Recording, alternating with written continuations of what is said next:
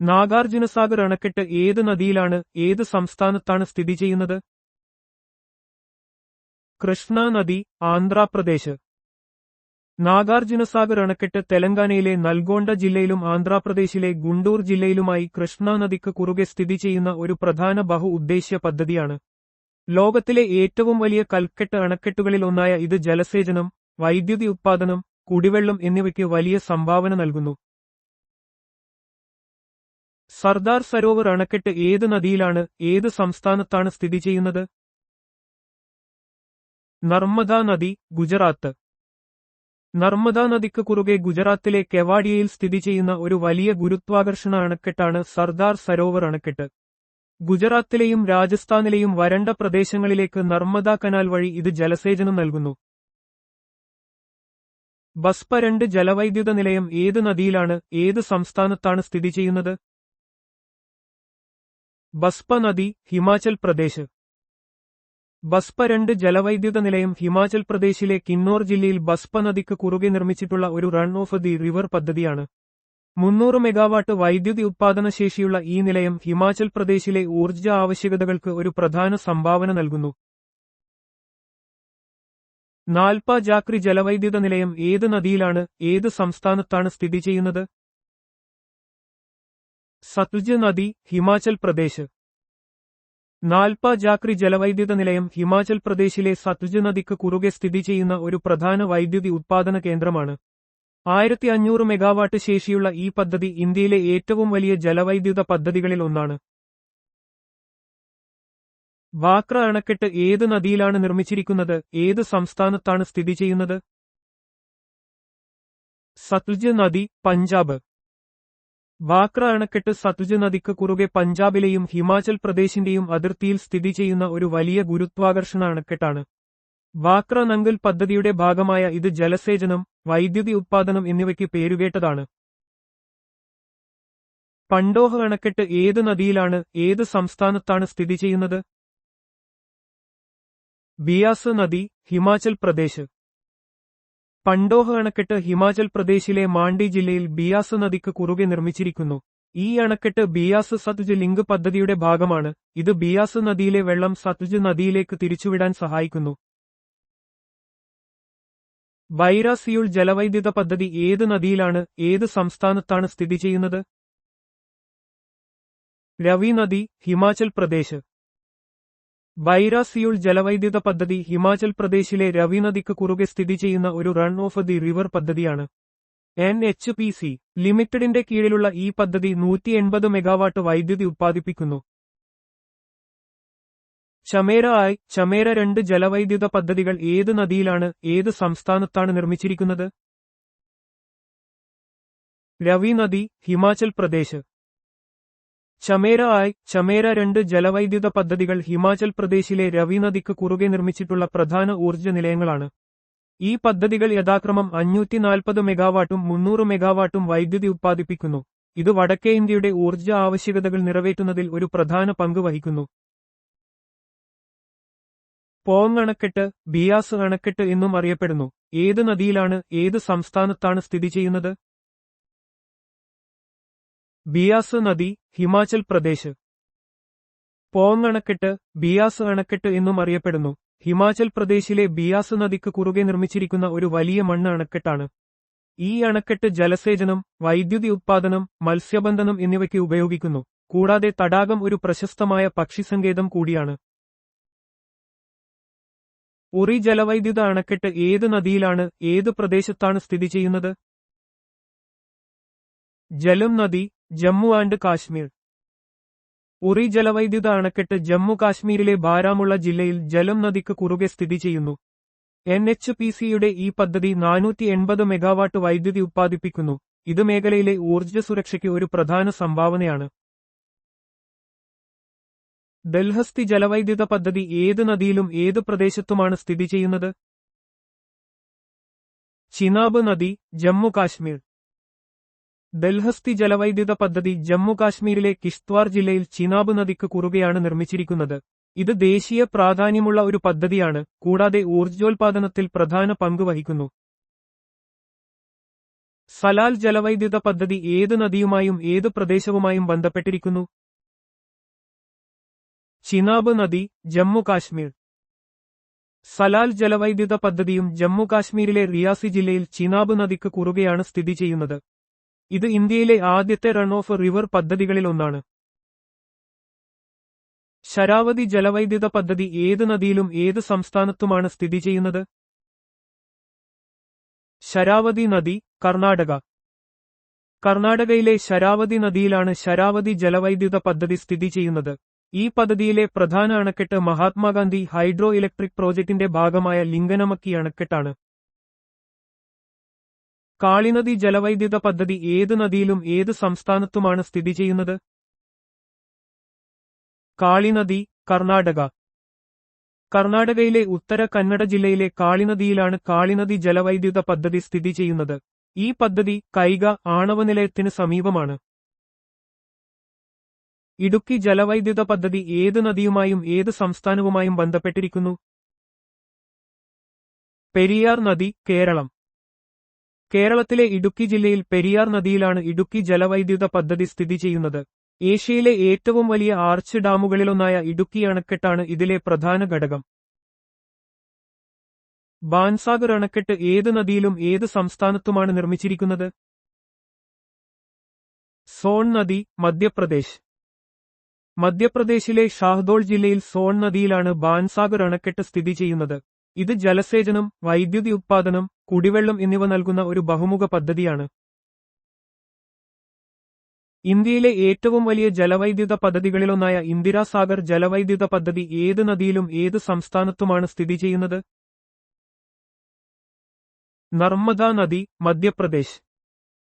മധ്യപ്രദേശിലെ കണ്ട്വ ജില്ലയിൽ നർമ്മദ നദിയിലാണ് ഇന്ദിരാസാഗർ ജലവൈദ്യുത പദ്ധതി സ്ഥിതി ചെയ്യുന്നത്. ഈ പദ്ധതിക്ക് ഇന്ത്യയിലെ ഏറ്റവും വലിയ ജലസംഭരണികളിൽ ഒന്നാണുള്ളത്. ലോക്തക് ജലവൈദ്യുത പദ്ധതി, ഒരു പ്രധാന പവർ പ്ലാന്റ്, ഏത് ഇന്ത്യൻ സംസ്ഥാനത്താണ് സ്ഥിതി ചെയ്യുന്നത്? മണിപ്പൂർ. മണിപ്പൂരിലെ ഇംഫാൽ താഴ്വരയിൽ ലോക്തക് തടാകത്തിലാണ് ഈ പദ്ധതി സ്ഥിതി ചെയ്യുന്നത്. വടക്കുകിഴക്കൻ ഇന്ത്യയിലെ ഏറ്റവും വലിയ ശുദ്ധജല തടാകമായ ലോക്തക് തടാകം ഇതിൽ ഉൾപ്പെടുന്നു. കൂടാതെ ഇത് ഒഴുകുന്ന ഫംഗിസ് എന്നറിയപ്പെടുന്ന ചെറിയ ദ്വീപുകൾക്ക് പ്രസിദ്ധമാണ്. കോയന നദി ഉപയോഗിക്കുന്ന ഉയർന്ന ശേഷിയുള്ള കോയന ജലവൈദ്യുത പദ്ധതി എവിടെയാണ് സ്ഥിതി ചെയ്യുന്നത്? മഹാരാഷ്ട്ര. മഹാരാഷ്ട്രയിലെ സത്താറ ജില്ലയിൽ കോയന നദിയിലാണ് കോയന ജലവൈദ്യുത പദ്ധതി സ്ഥിതി ചെയ്യുന്നത്. ഇത് മഹാരാഷ്ട്രയിലെ ഏറ്റവും വലിയ ജലവൈദ്യുത പദ്ധതികളിൽ ഒന്നാണ്. തീസ്ത വി ജലവൈദ്യുത പദ്ധതി ഏത് ഇന്ത്യൻ സംസ്ഥാനത്തിലെ തീസ്ത നദിയിലാണ് സ്ഥിതി ചെയ്യുന്നത്? സിക്കിം. സിക്കിമിലെ മുംചിരംഗിറ്റ് പ്രദേശത്തുള്ള തീസ്ത നദിയിലാണ് തീസ്ത വി ജലവൈദ്യുത പദ്ധതി സ്ഥിതി ചെയ്യുന്നത്. വടക്കുകിഴക്കൻ മേഖലയുടെ ഊർജ്ജ ആവശ്യങ്ങൾ നിറവേറ്റുന്നതിൽ ഈ പദ്ധതിക്ക് ഒരു പ്രധാന പങ്കുണ്ട്. ഉത്തരാഖണ്ഡിൽ സ്ഥിതി ചെയ്യുന്ന ലോഹരിനാഗ് പാല ജലവൈദ്യുത പദ്ധതി ഏത് നദിയിലാണ് നിർമ്മിച്ചിരിക്കുന്നത്? ഭാഗീരഥി നദി. ലോഹരിനാഗ് പാല ജലവൈദ്യുത പദ്ധതി ഉത്തരാഖണ്ഡിലെ ഭാഗീരഥി നദിയിൽ നിർമ്മിക്കാൻ ഉദ്ദേശിച്ചിട്ടുള്ളതാണ്. ഇത് യമുനോത്രി ഹിമാലയത്തിൽ നിന്ന് ഉത്ഭവിക്കുന്ന ഗംഗയുടെ പ്രധാന പോഷക നദികളിലൊന്നാണ്. ഇത്തരം പദ്ധതികൾ രാജ്യത്തിന്റെ ഊർജ്ജ ആവശ്യങ്ങൾ നിറവേറ്റുന്നതിൽ നിർണായക പങ്ക് വഹിക്കുന്നു. ആവശ്യകതാ നിയമം, ലോ ഓഫ് ഡിമാൻഡ്, വ്യക്തമാക്കുക. ഒരു ഉൽപ്പന്നത്തിന്റെ വിലയും ആവശ്യപ്പെടുന്ന അളവും തമ്മിൽ വിപരീത ബന്ധമാണുള്ളത്. മറ്റ് ഘടകങ്ങൾ മാറ്റമില്ലാതെ തുടരുകയാണെങ്കിൽ വില വർദ്ധിക്കുമ്പോൾ ആവശ്യകത കുറയുകയും വില കുറയുമ്പോൾ ആവശ്യകത വർദ്ധിക്കുകയും ചെയ്യും. ആവശ്യകതാ നിയമം സാമ്പത്തികശാസ്ത്രത്തിലെ ഒരു അടിസ്ഥാന തത്വമാണ്. ഇത് ഉപഭോക്താക്കളുടെ പെരുമാറ്റത്തെയും വിലയിലെ മാറ്റങ്ങളോടുള്ള അവരുടെ പ്രതികരണത്തെയും വിശദീകരിക്കുന്നു. എന്താണ് ഗിഫൻ വസ്തുക്കൾ? ഗിഫൻ വസ്തുക്കൾ എന്നത് തരംതാണ ഉൽപ്പന്നങ്ങളാണ്. അവയുടെ വിലയും ആവശ്യപ്പെടുന്ന അളവും തമ്മിൽ നേരിട്ടുള്ള ബന്ധമുണ്ട്. അതായത് വില വർദ്ധിക്കുമ്പോൾ ആവശ്യകതയും വർദ്ധിക്കുന്നു, തിരിച്ചും. ആവശ്യകതാ നിയമം ഗിഫൻ വസ്തുക്കൾക്ക് ബാധകമല്ല. ഗിഫൻ വസ്തുക്കൾ സാമ്പത്തികശാസ്ത്രത്തിലെ ഒരു അപവാദമാണ്, കാരണം അവ ആവശ്യകതാ നിയമത്തിന് വിപരീതമായി പ്രവർത്തിക്കുന്നു. റഷ്യൻ സാമ്പത്തിക വിദഗ്ധനായ സർ റോബർട്ട് ഗിഫനാണ് ഈ ആശയം അവതരിപ്പിച്ചത്. പ്രധാനമായും ദരിദ്ര വിഭാഗം ആളുകൾക്ക് അവശ്യവസ്തുക്കളുമായി ബന്ധപ്പെട്ടായിരുന്നു ഇത്. ആവശ്യകതയുടെ വില ഇലാസ്തികത നിർവചിക്കുക. വിലയിലുണ്ടാകുന്ന മാറ്റത്തിനനുസരിച്ച് ഒരു ഉൽപ്പന്നത്തിന്റെ ആവശ്യകതയുടെ അളവിലുണ്ടാകുന്ന മാറ്റത്തെയാണ് ആവശ്യകതയുടെ വില ഇലാസ്തികത എന്ന് പറയുന്നത്. ഒരു സാധനത്തിന്റെ വില മാറുന്നതിനനുസരിച്ച് അതിന്റെ ആവശ്യകതയ്ക്ക് ഉണ്ടാകുന്ന മാറ്റം അളക്കുന്ന സൂചികയാണ് വില ഇലാസ്തികത.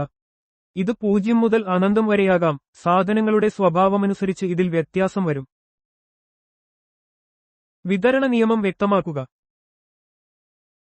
ഒരു ഉൽപ്പന്നത്തിന്റെ വിലയും വിതരണം ചെയ്യുന്ന അളവും തമ്മിൽ ആനുപാതികമായ നേരിട്ടുള്ള ബന്ധമുണ്ട്. ഉൽപ്പന്നത്തിന്റെ വില വർദ്ധിക്കുകയാണെങ്കിൽ അതിന്റെ വിതരണവും വർദ്ധിക്കുന്നു. നേരെമറിച്ച് ഉൽപ്പന്നത്തിന്റെ വില കുറയുമ്പോൾ അതിന്റെ വിതരണവും കുറയുന്നു. വിതരണ നിയമം സാമ്പത്തികശാസ്ത്രത്തിലെ ഒരു അടിസ്ഥാന തത്വമാണ്. ഇത് ഉൽപ്പാദകരുടെ പെരുമാറ്റത്തെ വിശദീകരിക്കുന്നു. വില കൂടുമ്പോൾ ലാഭം വർദ്ധിക്കുന്നതിനാൽ ഉൽപ്പാദകർ കൂടുതൽ ഉൽപ്പന്നങ്ങൾ വിപണിയിലെത്തിക്കാൻ ശ്രമിക്കും. ഒരു ഉൽപ്പന്നത്തിന്റെ സന്തുലിത വില ഈക്വലിബ്രിയം പ്രൈസ് എന്താണ്?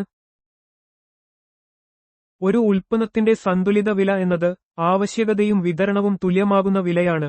അതായത് ആവശ്യപ്പെടുന്ന അളവും വിതരണം ചെയ്യുന്ന അളവും ഒരുപോലെയാകുന്നു. ഒരു കമ്പോളത്തിൽ ആവശ്യകതയും വിതരണവും കൂട്ടിമുട്ടുന്നതിലൂടെയാണ് സന്തുലിത വില നിർണ്ണയിക്കപ്പെടുന്നത്. ഈ വിലയിൽ കമ്പോളത്തിൽ അധിക ആവശ്യകതയോ അധിക വിതരണമോ ഉണ്ടാകില്ല. അതിനാൽ കമ്പോളം സ്ഥിരത കൈവരിക്കുന്നു.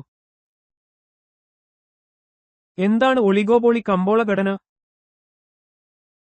ഒളിഗോപോളി എന്നത് കുത്തക കമ്പോളത്തിനും കുത്തക മത്സര കമ്പോളത്തിനുമിടയിലുള്ള ഒരു കമ്പോള ഘടനയാണ്. ഇത് ചുരുക്കം ചില വിൽപ്പനക്കാർ പരസ്പരം മത്സരിക്കുന്നതിലൂടെ സവിശേഷമാക്കപ്പെട്ടിരിക്കുന്നു. 2 വിൽപ്പനക്കാർ മാത്രമാണുള്ളതെങ്കിൽ അതിനെ ഡ്യുവോപോളി എന്ന് വിളിക്കുന്നു. ഒളിഗോപോളി കമ്പോളത്തിൽ ചുരുക്കം ചില സ്ഥാപനങ്ങൾക്ക് കമ്പോളത്തിൽ വലിയ സ്വാധീനമുണ്ടാകും. അവരുടെ വിലനിർണ്ണയവും ഉൽപ്പാദന തീരുമാനങ്ങളും പരസ്പരം ബന്ധപ്പെട്ടിരിക്കും. ഇത് സാധാരണയായി കാർട്ടലുകൾ പോലുള്ള രഹസ്യധാരണകളിലേക്ക് നയിച്ചേക്കാം. ഗ്രഷം നിയമം എന്താണ് പറയുന്നത്? ഗ്രഷം നിയമം പറയുന്നത് മോശം പണം നല്ല പണത്തെ പുറന്തള്ളുന്നു എന്നാണ്. തോമസ് ഗ്രഷം എന്ന സാമ്പത്തിക വിദഗ്ധൻ രൂപീകരിച്ച ഈ നിയമം, നിയമപരമായ മൂല്യവും യഥാർത്ഥ മൂല്യവും തമ്മിൽ വ്യത്യാസമുള്ള കറൻസികൾ പ്രചാരത്തിലുണ്ടെങ്കിൽ കൂടുതൽ മൂല്യമുള്ള കറൻസി ആളുകൾ സൂക്ഷിച്ചുവെക്കുകയും കുറഞ്ഞ മൂല്യമുള്ള കറൻസി വിനിമയത്തിനായി ഉപയോഗിക്കുകയും ചെയ്യും എന്ന് വിശദീകരിക്കുന്നു. സാമ്പത്തിക വികസനത്തിന്റെ അടിസ്ഥാനത്തിൽ സമ്പദ്വ്യവസ്ഥകളെ എങ്ങനെ തരംതിരിക്കുന്നു? സമ്പദ്വ്യവസ്ഥകളെ സാധാരണയായി 3 വിഭാഗങ്ങളായി തരംതിരിക്കുന്നു: വികസിത സമ്പദ്വ്യവസ്ഥ, ഡെവലപ്ഡ് ഇക്കോണമി; അവികസിത സമ്പദ്വ്യവസ്ഥ, ലെസ് ഡെവലപ്ഡ് ഇക്കോണമി; വികസ്വര സമ്പദ്വ്യവസ്ഥ, ഡെവലപ്പിംഗ് ഇക്കോണമി. രാജ്യങ്ങളുടെ സാമ്പത്തിക സ്ഥിതി, ആളോഹരി വരുമാനം, ജീവിത നിലവാരം, വ്യാവസായിക വളർച്ച തുടങ്ങിയ ഘടകങ്ങളെ അടിസ്ഥാനമാക്കിയാണ് ഈ തരംതിരിവ് നടത്തുന്നത്. ഈ വർഗീകരണം സാമ്പത്തിക നയങ്ങൾ രൂപീകരിക്കുന്നതിനും അന്താരാഷ്ട്ര സഹകരണത്തിനും സഹായകമാണ്. ഒരു വികസിത സമ്പദ്വ്യവസ്ഥയുടെ പ്രധാന സവിശേഷതകൾ എന്തൊക്കെയാണ്? ഉയർന്ന ആളോഹരി വരുമാനം, ഉയർന്ന GDP, നൂതന സാങ്കേതികവിദ്യ, ഉയർന്ന ജീവിത നിലവാരം, മികച്ച ഘടനാപരമായ വികസനം, കുറഞ്ഞ ജനസംഖ്യ, കുറഞ്ഞ തൊഴിലില്ലായ്മ എന്നിവയാണ് ഒരു വികസിത സമ്പദ്വ്യവസ്ഥയുടെ സവിശേഷതകൾ. ഉയർന്ന ഉൽപ്പാദനവും ഉപഭോഗവും, ഉയർന്ന ദേശീയ ആളോഹരി വരുമാനം, ഉയർന്ന സമ്പാദ്യവും നിക്ഷേപവും, ഉയർന്ന മൂലധന രൂപീകരണം, കുറഞ്ഞ ജനസംഖ്യാ വളർച്ചാ നിരക്ക് എന്നിവയും ഇതിന്റെ മറ്റു പ്രത്യേകതകളാണ്. വ്യവസായവൽക്കരണം, സേവന മേഖലയുടെ വികസനം, സാമ്പത്തിക സ്ഥിരത, വിദ്യാഭ്യാസം, ആരോഗ്യം തുടങ്ങിയ മാനവ വിഭവശേഷി വികസനം എന്നിവ വികസിത സമ്പദ്വ്യവസ്ഥകളുടെ മുഖമുദ്രയാണ്. ഇവ ആഗോള സമ്പദ്വ്യവസ്ഥയിൽ നിർണായകമായ സ്വാധീനം ചെലുത്തുന്നു. ഒരു അവികസിത സമ്പദ്വ്യവസ്ഥയുടെ പ്രധാന സവിശേഷതകൾ എന്തൊക്കെയാണ്? വളരെ താഴ്ന്ന ജീവിത നിലവാരം, കുറഞ്ഞ ഉൽപ്പാദന നിലവാരം, കുറഞ്ഞ ആളോഹരി വരുമാനം, ഉയർന്ന ജനസംഖ്യാ നിലവാരം എന്നിവയാണ് ഒരു അവികസിത സമ്പദ്വ്യവസ്ഥയുടെ സവിശേഷതകൾ. സാമൂഹിക സാമ്പത്തിക പിന്നോക്കാവസ്ഥ, കുറഞ്ഞ ദേശീയ വരുമാനം, കുറഞ്ഞ മൂലധന രൂപീകരണ നിരക്ക്, ഉയർന്ന ജനസംഖ്യാ വളർച്ച, കൃഷിയിലുള്ള ഉയർന്ന ആശ്രിതത്വം, നിരക്ഷരത, തൊഴിലില്ലായ്മ എന്നിവയും ഇതിന്റെ മറ്റു സവിശേഷതകളാണ്. ദാരിദ്ര്യം, പോഷകാഹാരക്കുറവ്, ആരോഗ്യ വിദ്യാഭ്യാസ സൗകര്യങ്ങളുടെ അഭാവം എന്നിവ അവികസിത രാജ്യങ്ങളിൽ സാധാരണമാണ്. സാമ്പത്തിക വളർച്ചയെ തടസ്സപ്പെടുത്തുന്ന ഘടനാപരമായ വെല്ലുവിളികളും ഇവിടെ കൂടുതലായി കാണപ്പെടുന്നു. ഇന്ത്യയിലെ ആദ്യത്തെ കാറ്റാടി ഊർജ്ജ പദ്ധതികൾ ഏതു വർഷമാണ് സ്ഥാപിച്ചത്? പ്രധാനമായും ഏത് 3 സ്ഥലങ്ങളിലാണ്? 1986, രത്നഗിരി, മഹാരാഷ്ട്ര; ഓഗ, ഗുജറാത്ത്; തൂത്തുക്കുടി, തമിഴ്നാട്. ഇന്ത്യയിൽ കാറ്റാടി ഊർജ്ജ ഉൽപ്പാദനത്തിന് തുടക്കം കുറിച്ചത് 1986-ൽ രത്നഗിരി, ഓഖ, തൂത്തുക്കുടി എന്നിവിടങ്ങളിൽ ആദ്യ പദ്ധതികൾ സ്ഥാപിച്ചുകൊണ്ടാണ്. പുനരുപയോഗിക്കാവുന്ന ഊർജ്ജ സ്രോതസ്സുകളുടെ വികസനത്തിലെ ഒരു സുപ്രധാന ചുവടുവെപ്പായിരുന്നു ഇത്. കാലാവസ്ഥാ വ്യതിയാനത്തെ ചെറുക്കുന്നതിൽ കാറ്റാടി ഊർജ്ജത്തിന് വലിയ പങ്കുണ്ട്. ആകെ സ്ഥാപിച്ചിട്ടുള്ള കാറ്റാടി ഊർജ്ജശേഷിയുടെ കാര്യത്തിൽ ഇന്ത്യയുടെ ആഗോള റാങ്കിംഗ് എത്രയാണ്? 4-ാം സ്ഥാനം. കാറ്റാടി ഊർജ്ജ ഉൽപ്പാദന ശേഷിയുടെ കാര്യത്തിൽ ഇന്ത്യക്ക് ലോകത്ത് 4-ാം സ്ഥാനമാണുള്ളത്. ഇത് പുനരുപയോഗ ഊർജ്ജ മേഖലയിൽ ഇന്ത്യ കൈവരിച്ച മികച്ച നേട്ടത്തെയാണ് സൂചിപ്പിക്കുന്നത്. ഊർജ്ജ സുരക്ഷ ഉറപ്പാക്കുന്നതിനും കാർബൺ പുറന്തള്ളൽ കുറയ്ക്കുന്നതിനും ഇത് സഹായിക്കുന്നു. ആകെ സ്ഥാപിച്ചിട്ടുള്ള ശേഷിയുടെ അടിസ്ഥാനത്തിൽ കാറ്റാടി ഊർജ്ജത്തിന്റെ ഏറ്റവും വലിയ ഉൽപ്പാദക സംസ്ഥാനം ഏതാണ്? തമിഴ്നാട്. ഇന്ത്യയിൽ ഏറ്റവും കൂടുതൽ കാറ്റാടി ഊർജ്ജം ഉൽപ്പാദിപ്പിക്കുന്ന സംസ്ഥാനം തമിഴ്നാടാണ്. ഇതിന് അനുകൂലമായ ഭൂമിശാസ്ത്രപരമായ സാഹചര്യങ്ങളും ശക്തമായ സർക്കാർ നയങ്ങളും നിർണായക പങ്ക് വഹിച്ചിട്ടുണ്ട്. തമിഴ്നാട് രാജ്യത്തിന്റെ ഊർജ്ജ സുരക്ഷയ്ക്ക് വലിയ സംഭാവന നൽകുന്നു. ശേഷിയുടെ അടിസ്ഥാനത്തിൽ ഇന്ത്യയിലെ ഏറ്റവും വലിയ കാറ്റാടി ഫാം ഏതാണ്? അത് എവിടെയാണ് സ്ഥിതി ചെയ്യുന്നത്? മുപ്പണ്ടൽ കാറ്റാടി ഫാം, കന്യാകുമാരി, തമിഴ്നാട്. തമിഴ്നാട്ടിലെ കന്യാകുമാരി ജില്ലയിൽ സ്ഥിതി ചെയ്യുന്ന മുപ്പണ്ടൽ കാറ്റാടി ഫാമാണ് ശേഷിയുടെ അടിസ്ഥാനത്തിൽ ഇന്ത്യയിലെ ഏറ്റവും വലിയ കാറ്റാടി ഫാം. ഇത് ആയിരക്കണക്കിന് മെഗാവാട്ട് വൈദ്യുതി ഉൽപ്പാദിപ്പിക്കുകയും രാജ്യത്തിന്റെ ഊർജ്ജ ആവശ്യങ്ങളിൽ വലിയൊരു പങ്ക് വഹിക്കുകയും ചെയ്യുന്നു. കാറ്റാടി ഊർജ്ജ മേഖലയിലെ ഇന്ത്യയുടെ വളർച്ചയുടെ ഒരു പ്രധാന ഉദാഹരണമാണിത്. ഇന്ത്യയിലെ ഏറ്റവും വലിയ കാറ്റാടി ഊർജ്ജ പ്ലാന്റുകളിലൊന്നായ ജയ്സാൽമീർ കാറ്റാടി പാർക്ക് ഏത് സംസ്ഥാനത്താണ് സ്ഥിതി ചെയ്യുന്നത്? രാജസ്ഥാൻ. രാജസ്ഥാനിൽ സ്ഥിതി ചെയ്യുന്ന ജയ്സാൽമീർ കാറ്റാടി പാർക്ക് ഇന്ത്യയിലെ വലിയ കാറ്റാടി ഊർജ്ജ പ്ലാന്റുകളിൽ ഒന്നാണ്. ഇത് വലിയ തോതിൽ പുനരുപയോഗ ഊർജ്ജം ഉൽപ്പാദിപ്പിക്കുന്നു. രാജസ്ഥാന്റെ വരണ്ട ഭൂപ്രകൃതി കാറ്റാടി ഊർജ്ജ ഉൽപ്പാദനത്തിന് ഏറെ അനുയോജ്യമാണ്. സോഷ്യലിസ്റ്റ് സമ്പദ്വ്യവസ്ഥ എന്ന ആശയം രൂപപ്പെടുത്തിയത് ആരാണ്? Karl Marx. ജർമ്മൻ തത്വചിന്തകനും സാമ്പത്തിക ശാസ്ത്രജ്ഞനുമായ കാൾ മാർക്സ് 1818 മുതൽ 1883 വരെ സോഷ്യലിസ്റ്റ് സമ്പദ്വ്യവസ്ഥയുടെ പ്രധാന സൈദ്ധാന്തികരിൽ ഒരാളാണ്. അദ്ദേഹത്തിന്റെ ദാസ് ക്യാപിറ്റൽ എന്ന കൃതി മുതലാളിത്ത സമ്പദ്വ്യവസ്ഥയെ വിമർശിക്കുകയും സോഷ്യലിസത്തിന്റെ ആശയങ്ങൾ മുന്നോട്ട് വയ്ക്കുകയും ചെയ്തു. മിശ്ര സമ്പദ്വ്യവസ്ഥയുടെ സവിശേഷതകൾ എന്തൊക്കെയാണ്? ഒരു മിശ്ര സമ്പദ്വ്യവസ്ഥയിൽ പൊതുമേഖലയുടെയും സ്വകാര്യമേഖലയുടെയും ഉടമസ്ഥാവകാശം ഒരേസമയം നിലനിൽക്കുന്നു. മുതലാളിത്ത സാമ്പത്തിക വ്യവസ്ഥയുടെയും സർക്കാർ നിയന്ത്രിത സാമ്പത്തിക വ്യവസ്ഥയുടെയും ഘടകങ്ങൾ ഇതിൽ സംയോജിപ്പിക്കുന്നു. മിശ്ര സമ്പദ്വ്യവസ്ഥ മുതലാളിത്തത്തിന്റെയും സോഷ്യലിസത്തിന്റെയും മികച്ച ഘടകങ്ങളെ സംയോജിപ്പിക്കുന്നു. ഇത് സർക്കാരിന്റെ സാമൂഹിക ക്ഷേമ ലക്ഷ്യങ്ങൾ സംരക്ഷിക്കുമ്പോൾ തന്നെ സ്വകാര്യ സംരംഭകത്വത്തെയും പ്രോത്സാഹിപ്പിക്കുന്നു. മിശ്ര സമ്പദ്വ്യവസ്ഥ എന്ന ആശയം മുന്നോട്ടുവെച്ച സാമ്പത്തിക ശാസ്ത്രജ്ഞൻ ആരാണ്? John Maynard Keynes. ബ്രിട്ടീഷ് സാമ്പത്തിക ശാസ്ത്രജ്ഞനായ ജോൺ മെയ്നാർഡ് കെയ്ൻസ് 1883 മുതൽ 1946 വരെ മിശ്ര സമ്പദ്വ്യവസ്ഥയുടെ ആശയത്തിന് വലിയ സംഭാവനകൾ നൽകി. അദ്ദേഹത്തിന്റെ the general theory of employment, interest and money എന്ന കൃതി സാമ്പത്തിക പ്രതിസന്ധികളിൽ സർക്കാർ ഇടപെടലിന്റെ പ്രാധാന്യം ഊന്നിപ്പറഞ്ഞു. സാമ്പത്തിക പ്രവർത്തനങ്ങളെ അടിസ്ഥാനമാക്കി ഒരു സമ്പദ്വ്യവസ്ഥയെ എങ്ങനെയാണ് വിഭജിക്കുന്നത്? സാമ്പത്തിക പ്രവർത്തനങ്ങളെ അടിസ്ഥാനമാക്കി ഒരു സമ്പദ്വ്യവസ്ഥയെ 3 മേഖലകളായി വിഭജിക്കുന്നു: പ്രാഥമിക മേഖല, ദ്വിതീയ മേഖല, തൃതീയ മേഖല. ഓരോ രാജ്യത്തിന്റെയും സമ്പദ്വ്യവസ്ഥയെ പ്രാഥമിക, ദ്വിതീയ, തൃതീയ മേഖലകളായി തിരിക്കുന്നത് തൊഴിൽ, ഉൽപ്പാദനം, വരുമാനം എന്നിവയുടെ ഘടന മനസ്സിലാക്കാൻ സഹായിക്കുന്നു. ഈ വിഭജനം ഒരു രാജ്യത്തിന്റെ സാമ്പത്തിക വികസനത്തിന്റെ ഘടനാപരമായ മാറ്റങ്ങളെയും പ്രതിഫലിപ്പിക്കുന്നു. ഒരു സമ്പദ്വ്യവസ്ഥയുടെ പ്രാഥമിക മേഖല എന്താണ്? അതിൽ ഏതൊക്കെ പ്രവർത്തനങ്ങൾ ഉൾപ്പെടുന്നു? പ്രകൃതി വിഭവങ്ങളുടെ ചൂഷണത്തിൽ നിന്ന് ഉരുത്തിരിയുന്ന ഉൽപ്പാദന യൂണിറ്റുകൾ പ്രാഥമിക മേഖലയിൽ ഉൾപ്പെടുന്നു. ഉദാഹരണത്തിന് കൃഷി, മൃഗസംരക്ഷണം, മത്സ്യബന്ധനം, ഖനനം, വനം. ഇത് ദ്വിതീയ മേഖലയ്ക്ക് അസംസ്കൃത വസ്തുക്കളുടെ ലഭ്യത ഉറപ്പാക്കുന്നു. പ്രാഥമിക മേഖല പ്രകൃതി വിഭവങ്ങളുമായി നേരിട്ട് ബന്ധപ്പെട്ട പ്രവർത്തനങ്ങളെയാണ് സൂചിപ്പിക്കുന്നത്. ഒരു രാജ്യത്തിന്റെ സമ്പദ്വ്യവസ്ഥയുടെ അടിസ്ഥാനമായി ഇത് വർത്തിക്കുന്നു, കാരണം ഇത് മറ്റു മേഖലകൾക്ക് ആവശ്യമായ അസംസ്കൃത വസ്തുക്കൾ നൽകുന്നു. ഒരു സമ്പദ്വ്യവസ്ഥയുടെ ദ്വിതീയ മേഖല എന്താണ്, അതിൽ ഏതൊക്കെ പ്രവർത്തനങ്ങൾ ഉൾപ്പെടുന്നു?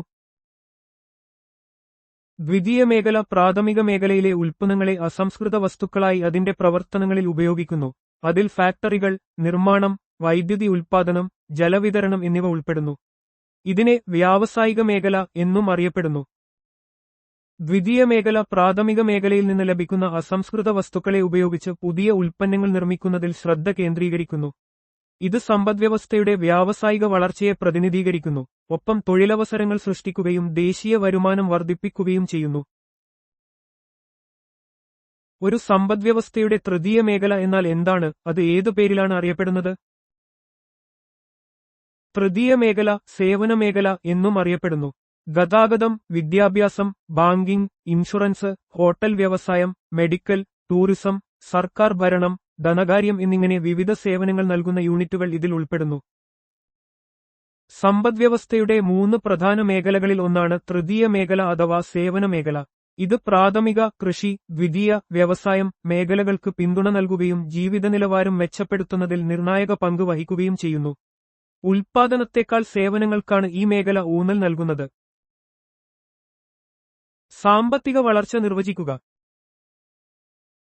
ഒരു രാജ്യത്തിന്റെ പ്രതിശീർഷ വരുമാനത്തിലോ ഉൽപ്പാദനത്തിലോ ഉണ്ടാകുന്ന അളവുപരമായ സുസ്ഥിരമായ വളർച്ചയെയാണ് സാമ്പത്തിക വളർച്ച എന്ന് പറയുന്നത്. ഇത് തൊഴിലാളികൾക്കുള്ള വിതരണം, ഉപഭോഗം, മൂലധനം, വ്യാപാരത്തിന്റെ അളവ് എന്നിവയുമായി ബന്ധപ്പെട്ടിരിക്കുന്നു.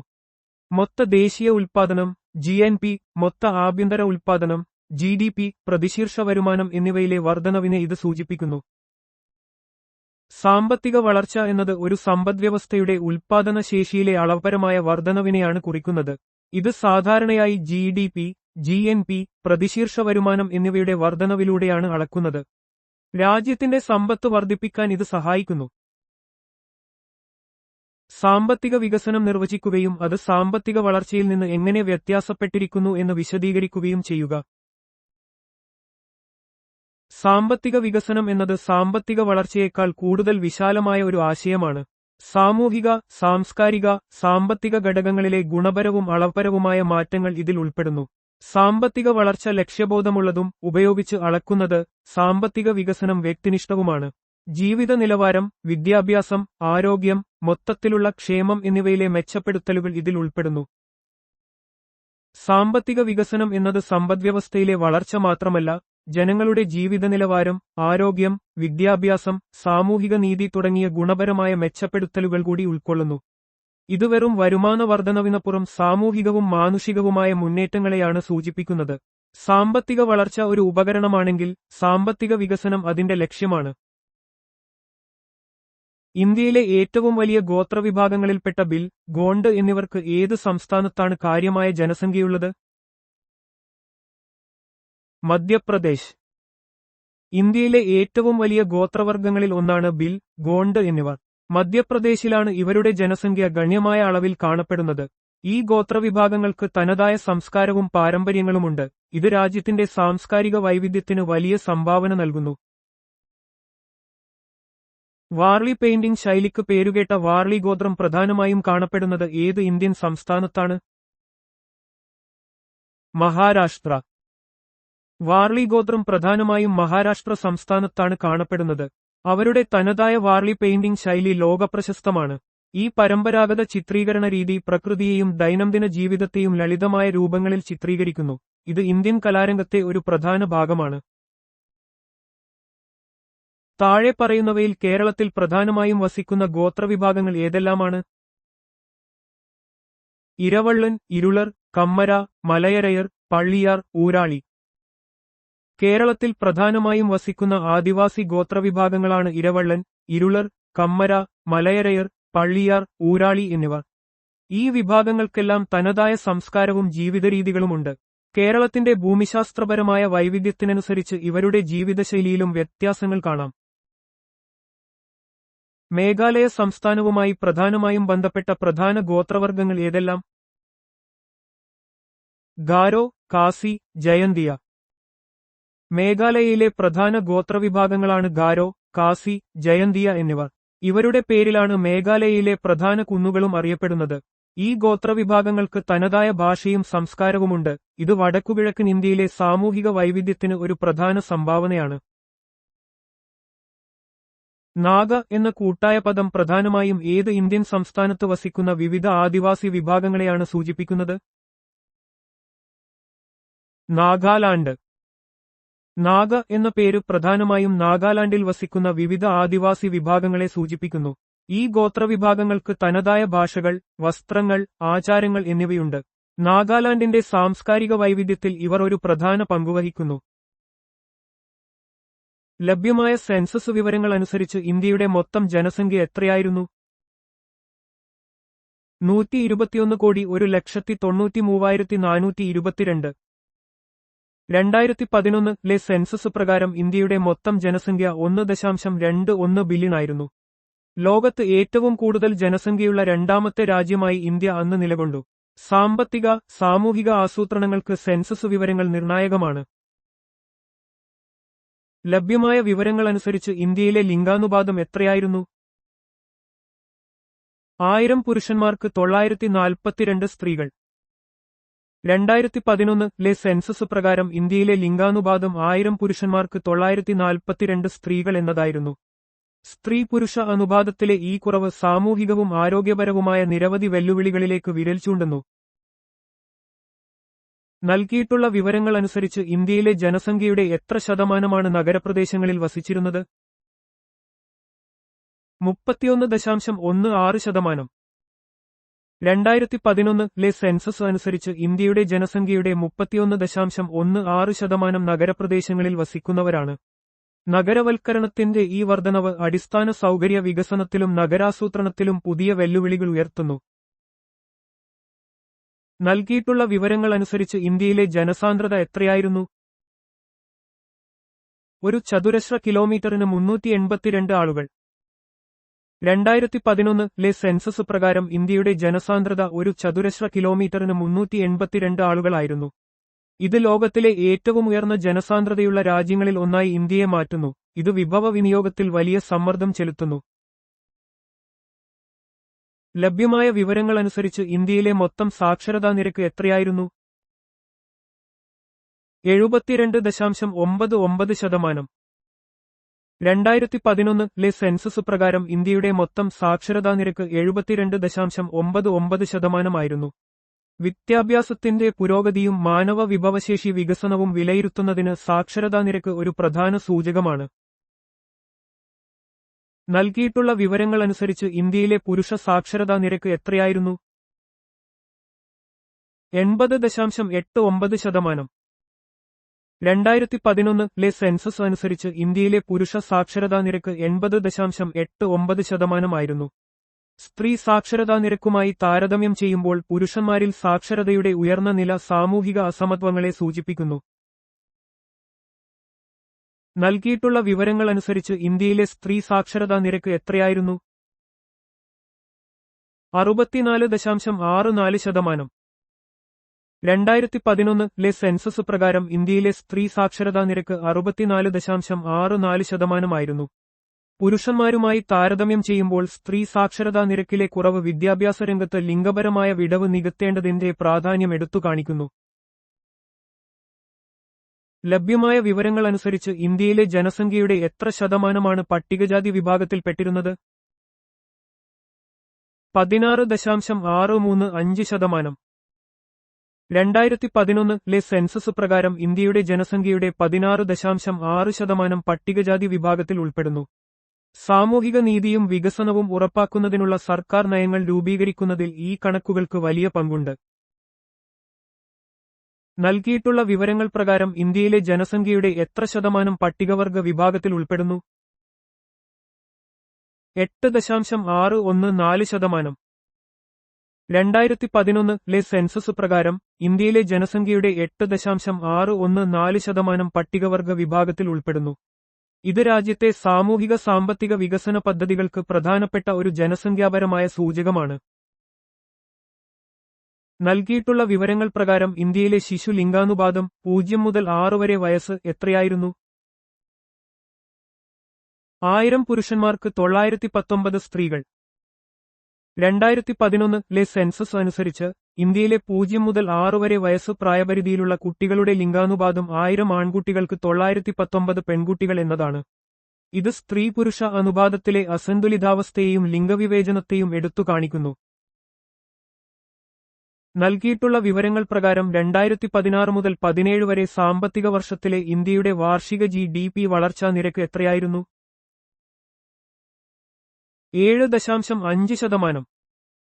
2016 മുതൽ 17 വരെ സാമ്പത്തിക വർഷത്തിൽ ഇന്ത്യയുടെ വാർഷിക മൊത്ത ആഭ്യന്തര ഉത്പാദന GDP വളർച്ചാ നിരക്ക് 7.5%.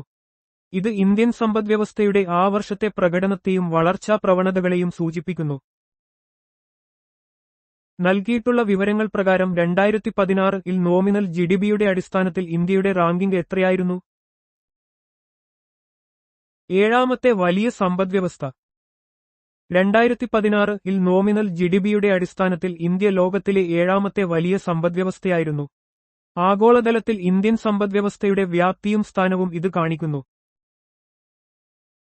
നൽകിയിട്ടുള്ള വിവരങ്ങൾ പ്രകാരം 2016 GDP പർച്ചേസിംഗ് പവർ പാരിറ്റി അടിസ്ഥാനത്തിൽ ഇന്ത്യയുടെ റാങ്കിംഗ് എത്രയായിരുന്നു? 3ാമത്തെ വലിയ സമ്പദ്വ്യവസ്ഥ ചൈനയ്ക്കും USA-ക്കും ശേഷം. 2016 പർച്ചേസിംഗ് പവർ പാരിറ്റി PPP അടിസ്ഥാനത്തിൽ ഇന്ത്യ ലോകത്തിലെ 3ാമത്തെ വലിയ സമ്പദ്വ്യവസ്ഥയായിരുന്നു. ഇത് ഒരു രാജ്യത്തിന്റെ വാങ്ങൽ ശേഷി അടിസ്ഥാനമാക്കിയുള്ള സമ്പദ്വ്യവസ്ഥയുടെ വലിപ്പം സൂചിപ്പിക്കുന്നു, കൂടാതെ ആഗോള സാമ്പത്തിക ഭൂപടത്തിൽ ഇന്ത്യയുടെ പ്രാധാന്യം എടുത്തു കാണിക്കുന്നു. നൽകിയിട്ടുള്ള വിവരങ്ങൾ പ്രകാരം 2015 ഇന്ത്യക്ക് ലഭിച്ച വിദേശ നേരിട്ടുള്ള നിക്ഷേപത്തിന്റെ FDI തുക എത്രയായിരുന്നു? $31 ബില്യൺ. 2015 ഇന്ത്യക്ക് ലഭിച്ച വിദേശ നേരിട്ടുള്ള നിക്ഷേപത്തിന്റെ FDI തുക $31 ബില്യൺ ആയിരുന്നു. ഇത് രാജ്യത്തിന്റെ സാമ്പത്തിക വളർച്ചയെയും വികസനത്തെയും പിന്തുണയ്ക്കുന്നതിനുള്ള വിദേശ മൂലധനത്തിന്റെ ഒഴുക്ക് കാണിക്കുന്നു. നൽകിയിട്ടുള്ള വിവരങ്ങൾ പ്രകാരം ഇന്ത്യയുടെ ഏറ്റവും വലിയ വ്യാപാര പങ്കാളി രാജ്യം ഏതായിരുന്നു? China.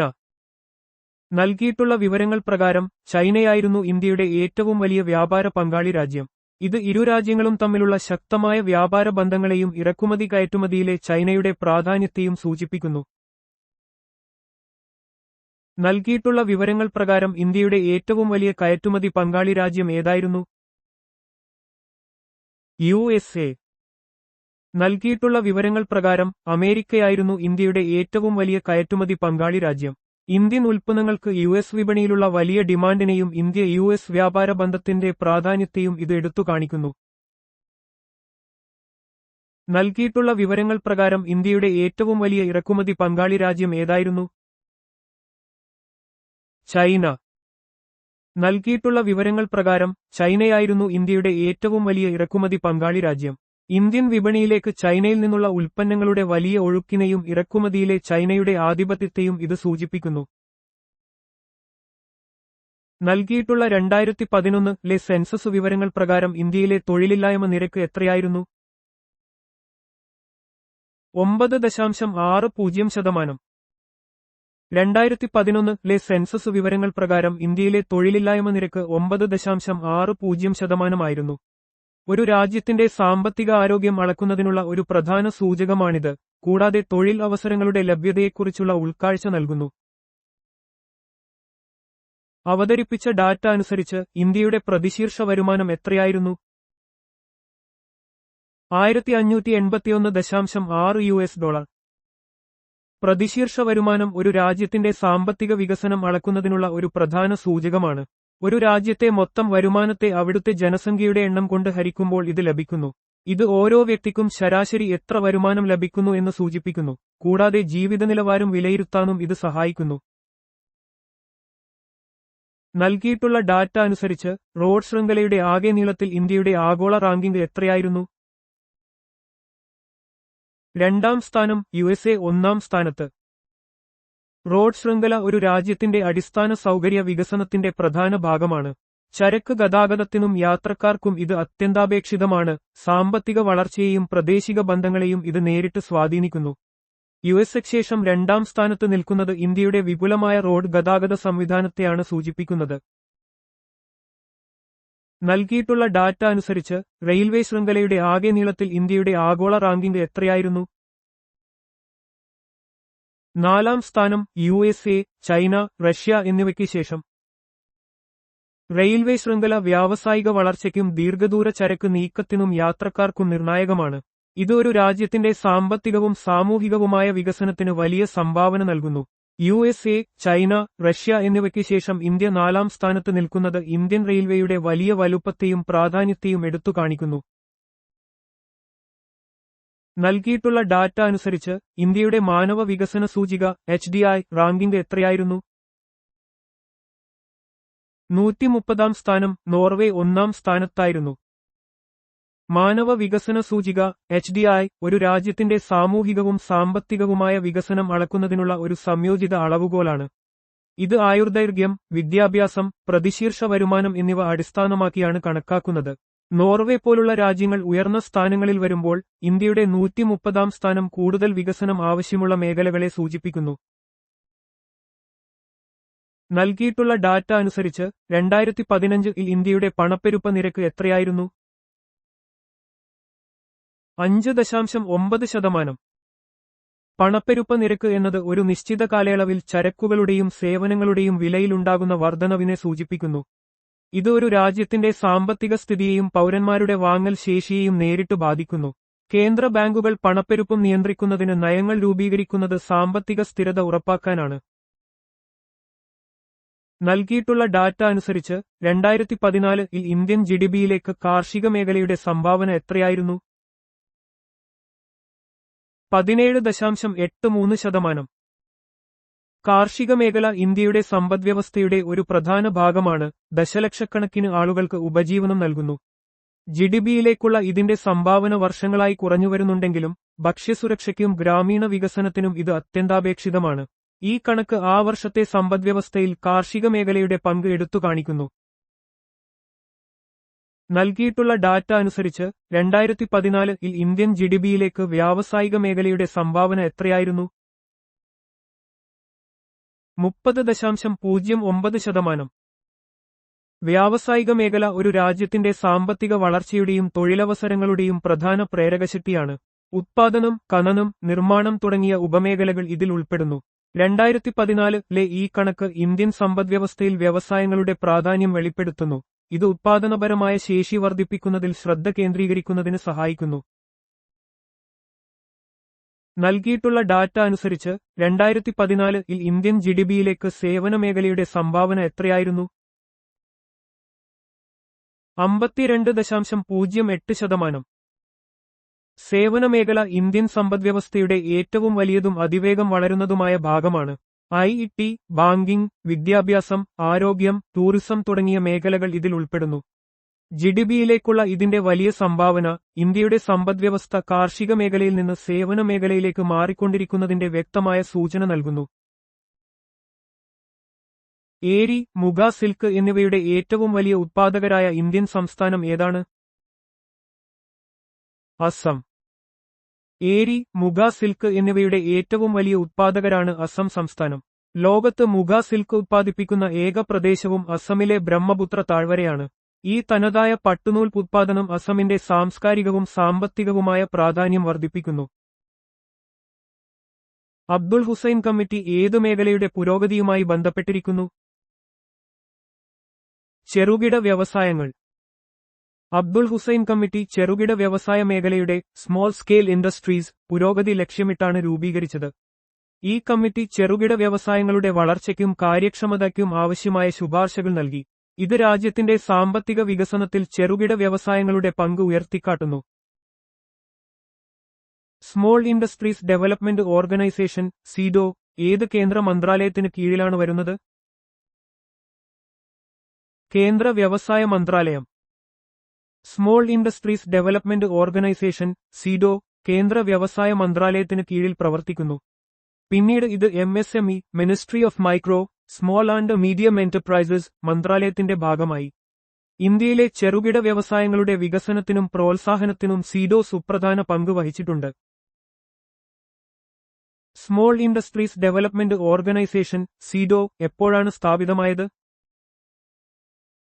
1954 small industries development organisation സിഡോ 1954 സ്ഥാപിതമായത്.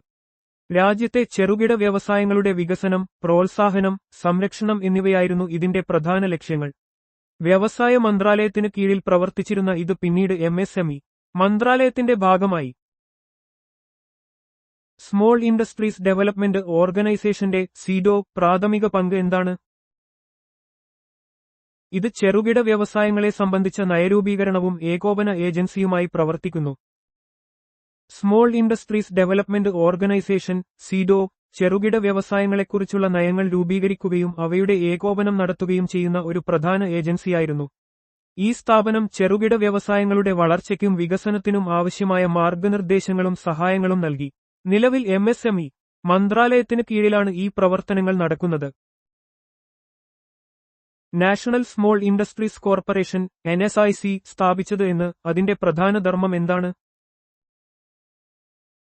1955 ചെറുകിട വ്യവസായങ്ങൾക്ക് യന്ത്രങ്ങൾ വാടക വാങ്ങൽ രീതിയിൽ നൽകുക എന്നതാണ് ഇതിന്റെ പ്രധാന ധർമ്മം.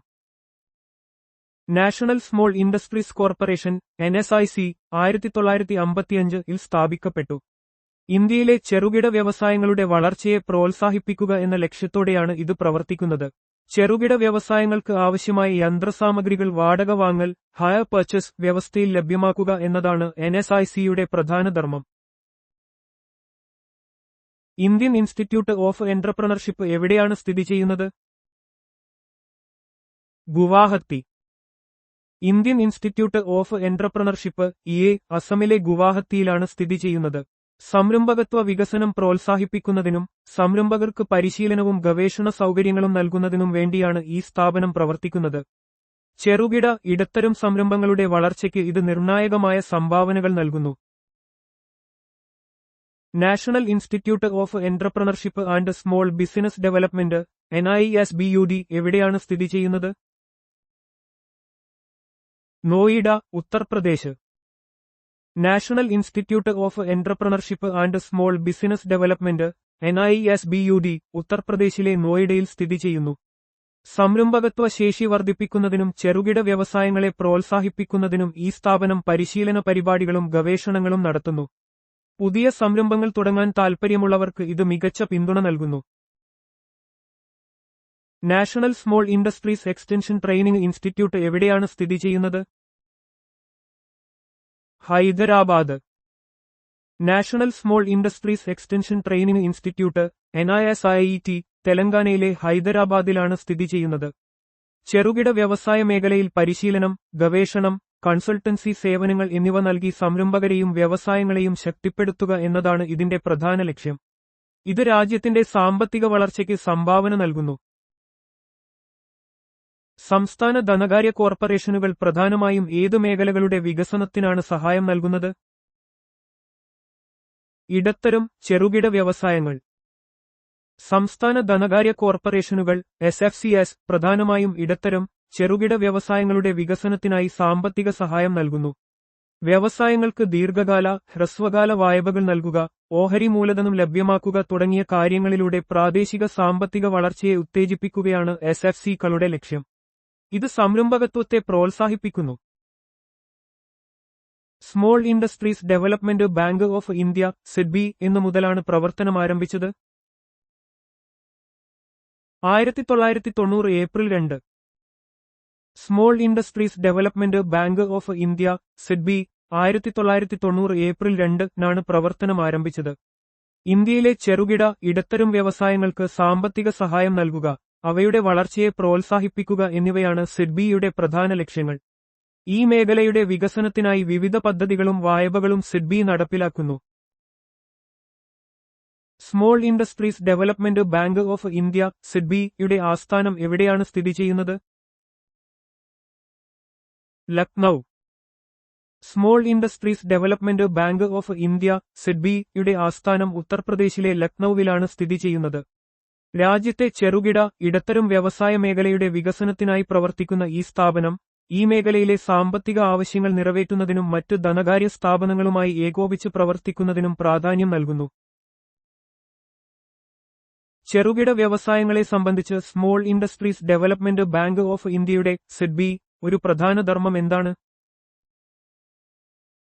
ചെറുകിട വ്യവസായങ്ങളുടെ പ്രോത്സാഹനത്തിൽ ഏർപ്പെട്ടിരിക്കുന്ന എല്ലാ സ്ഥാപനങ്ങളുടെയും പ്രവർത്തനങ്ങൾ ഏകോപിപ്പിക്കുന്നു. Small industries development bank of India സിഡ്ബിയുടെ പ്രധാന ധർമ്മങ്ങളിലൊന്ന് ചെറുകിട വ്യവസായങ്ങളെ പ്രോത്സാഹിപ്പിക്കുന്ന എല്ലാ സ്ഥാപനങ്ങളുടെയും പ്രവർത്തനങ്ങൾ ഏകോപിപ്പിക്കുക എന്നതാണ്. ഇത് ചെറുകിട വ്യവസായങ്ങളുടെ സമഗ്രമായ വളർച്ച ഉറപ്പാക്കുകയും വിവിധ സ്ഥാപനങ്ങൾക്കിടയിൽ ഫലപ്രദമായ സഹകരണം സാധ്യമാക്കുകയും ചെയ്യുന്നു. ഇതുവഴി ചെറുകിട വ്യവസായ മേഖലയ്ക്ക് കൂടുതൽ കാര്യക്ഷമമായ പിന്തുണ ലഭിക്കുന്നു. Industrial finance corporation of India IFCI എന്ന് ഏത് നിയമപ്രകാരം സ്ഥാപിക്കപ്പെട്ടു? 1948 ജൂലൈ 1 ഭരണഘടനയുടെ ഒരു പ്രത്യേക നിയമപ്രകാരം. Industrial finance corporation of India IFCI 1948 July 1 സ്ഥാപിക്കപ്പെട്ടത്. ഇന്ത്യൻ പാർലമെന്റിന്റെ ഒരു പ്രത്യേക നിയമപ്രകാരമാണ് IFCI നിലവിൽ വന്നത്. സ്വകാര്യ സഹകരണ മേഖലകളിലെ വ്യവസായങ്ങൾക്ക് ദീർഘകാല ഇടത്തരം വായ്പകൾ നൽകുക എന്നതായിരുന്നു ഇതിന്റെ പ്രധാന ലക്ഷ്യം. ഇത് വ്യാവസായിക വികസനത്തിൽ ഒരു പ്രധാന പങ്ക് വഹിച്ചു. Industrial finance corporation of India IFCI ഏതുതരം വായ്പകളാണ് പ്രധാനമായും നൽകാൻ ലക്ഷ്യമിടുന്നത്? സ്വകാര്യ സഹകരണ മേഖലയിലെ സംരംഭങ്ങൾക്ക് ദീർഘകാല ഇടത്തരം വായ്പകൾ. Industrial finance corporation of India IFCI പ്രധാനമായും സ്വകാര്യ സഹകരണ മേഖലകളിലെ വ്യവസായങ്ങൾക്ക് ദീർഘകാല ഇടത്തരം വായ്പകൾ നൽകാൻ ലക്ഷ്യമിടുന്നു.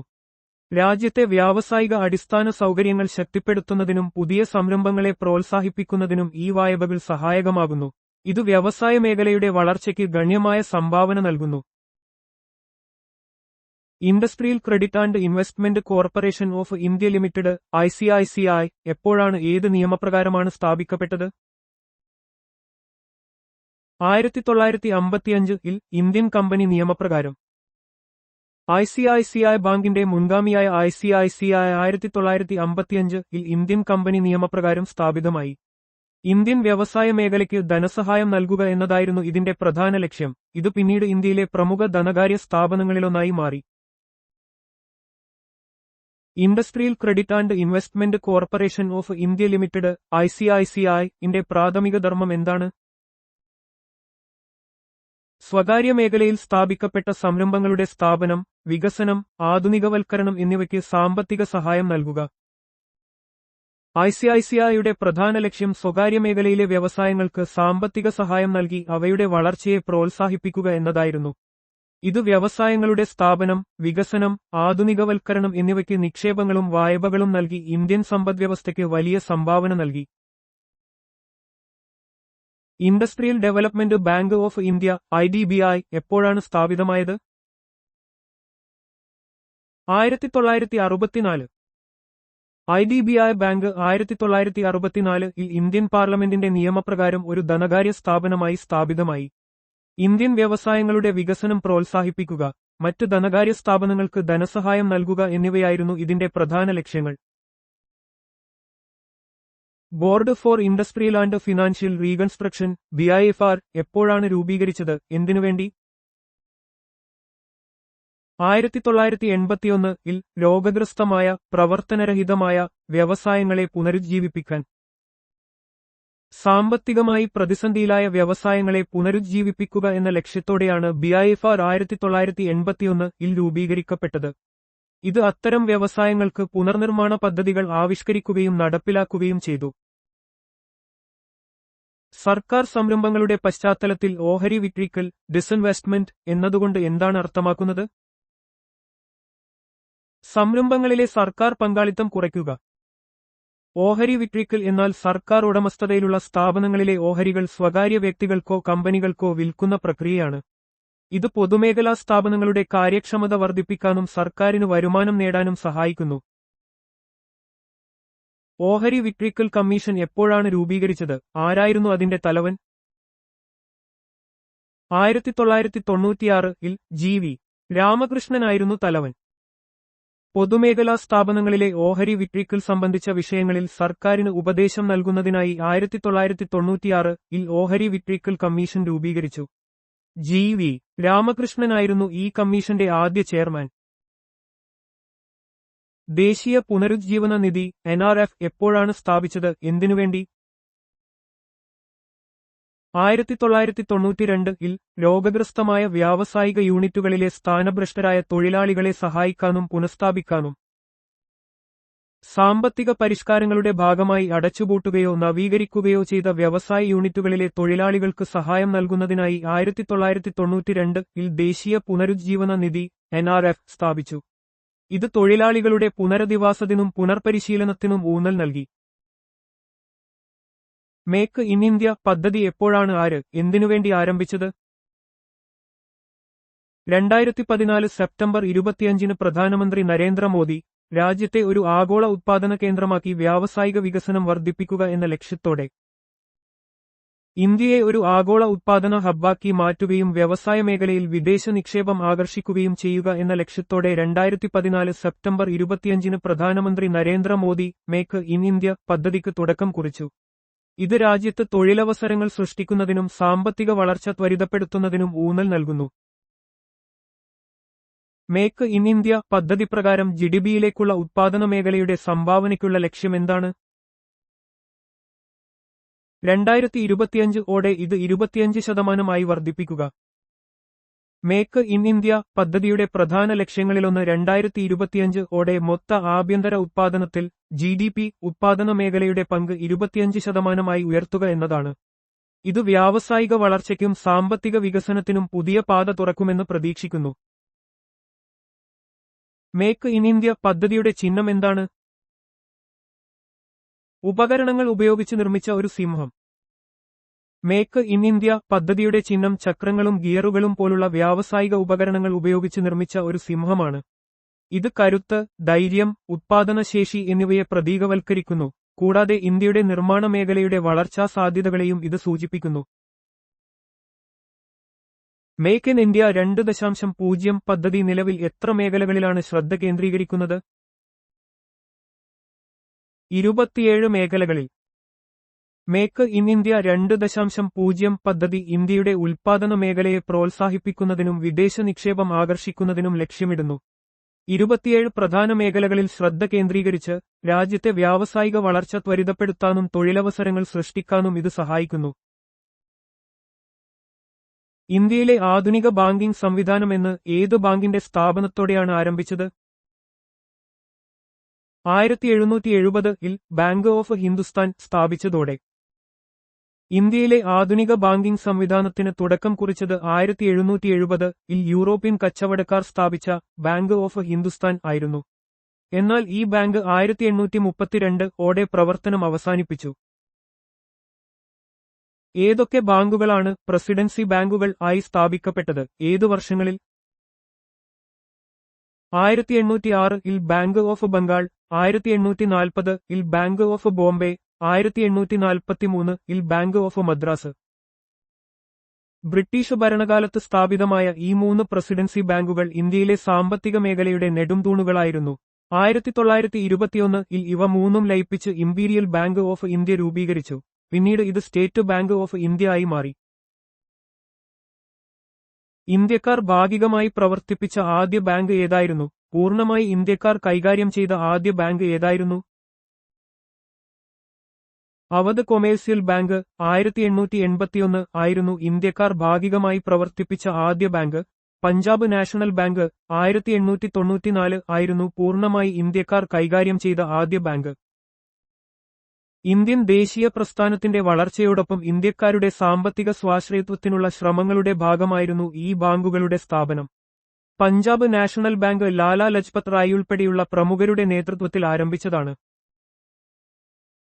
Reserve bank of India RBI എന്ന് ആരുടെ ശുപാർശ പ്രകാരം സ്ഥാപിക്കപ്പെട്ടു? അത് എന്ന് ദേശസാൽക്കരിച്ചു? 1935 ഏപ്രിൽ 1-ന് ഹിൽട്ടൺ യങ് കമ്മീഷന്റെ ശുപാർശ പ്രകാരം സ്ഥാപിക്കപ്പെട്ടു. 1949 ജനുവരി 1-ന് ഇത് ദേശസാൽക്കരിച്ചു. ഇന്ത്യയുടെ കേന്ദ്ര ബാങ്കായ RBI രാജ്യത്തിന്റെ ധനനയം രൂപീകരിക്കുകയും ബാങ്കിംഗ് സംവിധാനം നിയന്ത്രിക്കുകയും ചെയ്യുന്നു. ഇതിന്റെ സ്ഥാപനം 1934-ലെ reserve bank of India act പ്രകാരമായിരുന്നു. റിസർവ് ബാങ്ക് ഓഫ് ഇന്ത്യയുടെ RBI ആസ്ഥാനം എവിടെയാണ് സ്ഥിതി ചെയ്യുന്നത്? മുംബൈ. 1937-ലാണ് RBIയുടെ ആസ്ഥാനം കൊൽക്കത്തയിൽ നിന്ന് മുംബൈയിലേക്ക് മാറ്റിയത്. രാജ്യത്തിന്റെ സാമ്പത്തിക തലസ്ഥാനമായ മുംബൈ RBIയുടെ പ്രവർത്തനങ്ങൾക്ക് തന്ത്രപ്രധാനമായ സ്ഥാനം നൽകുന്നു. 2023 മാർച്ചിൽ RBI ആരംഭിച്ച മിഷൻ ഏതാണ്?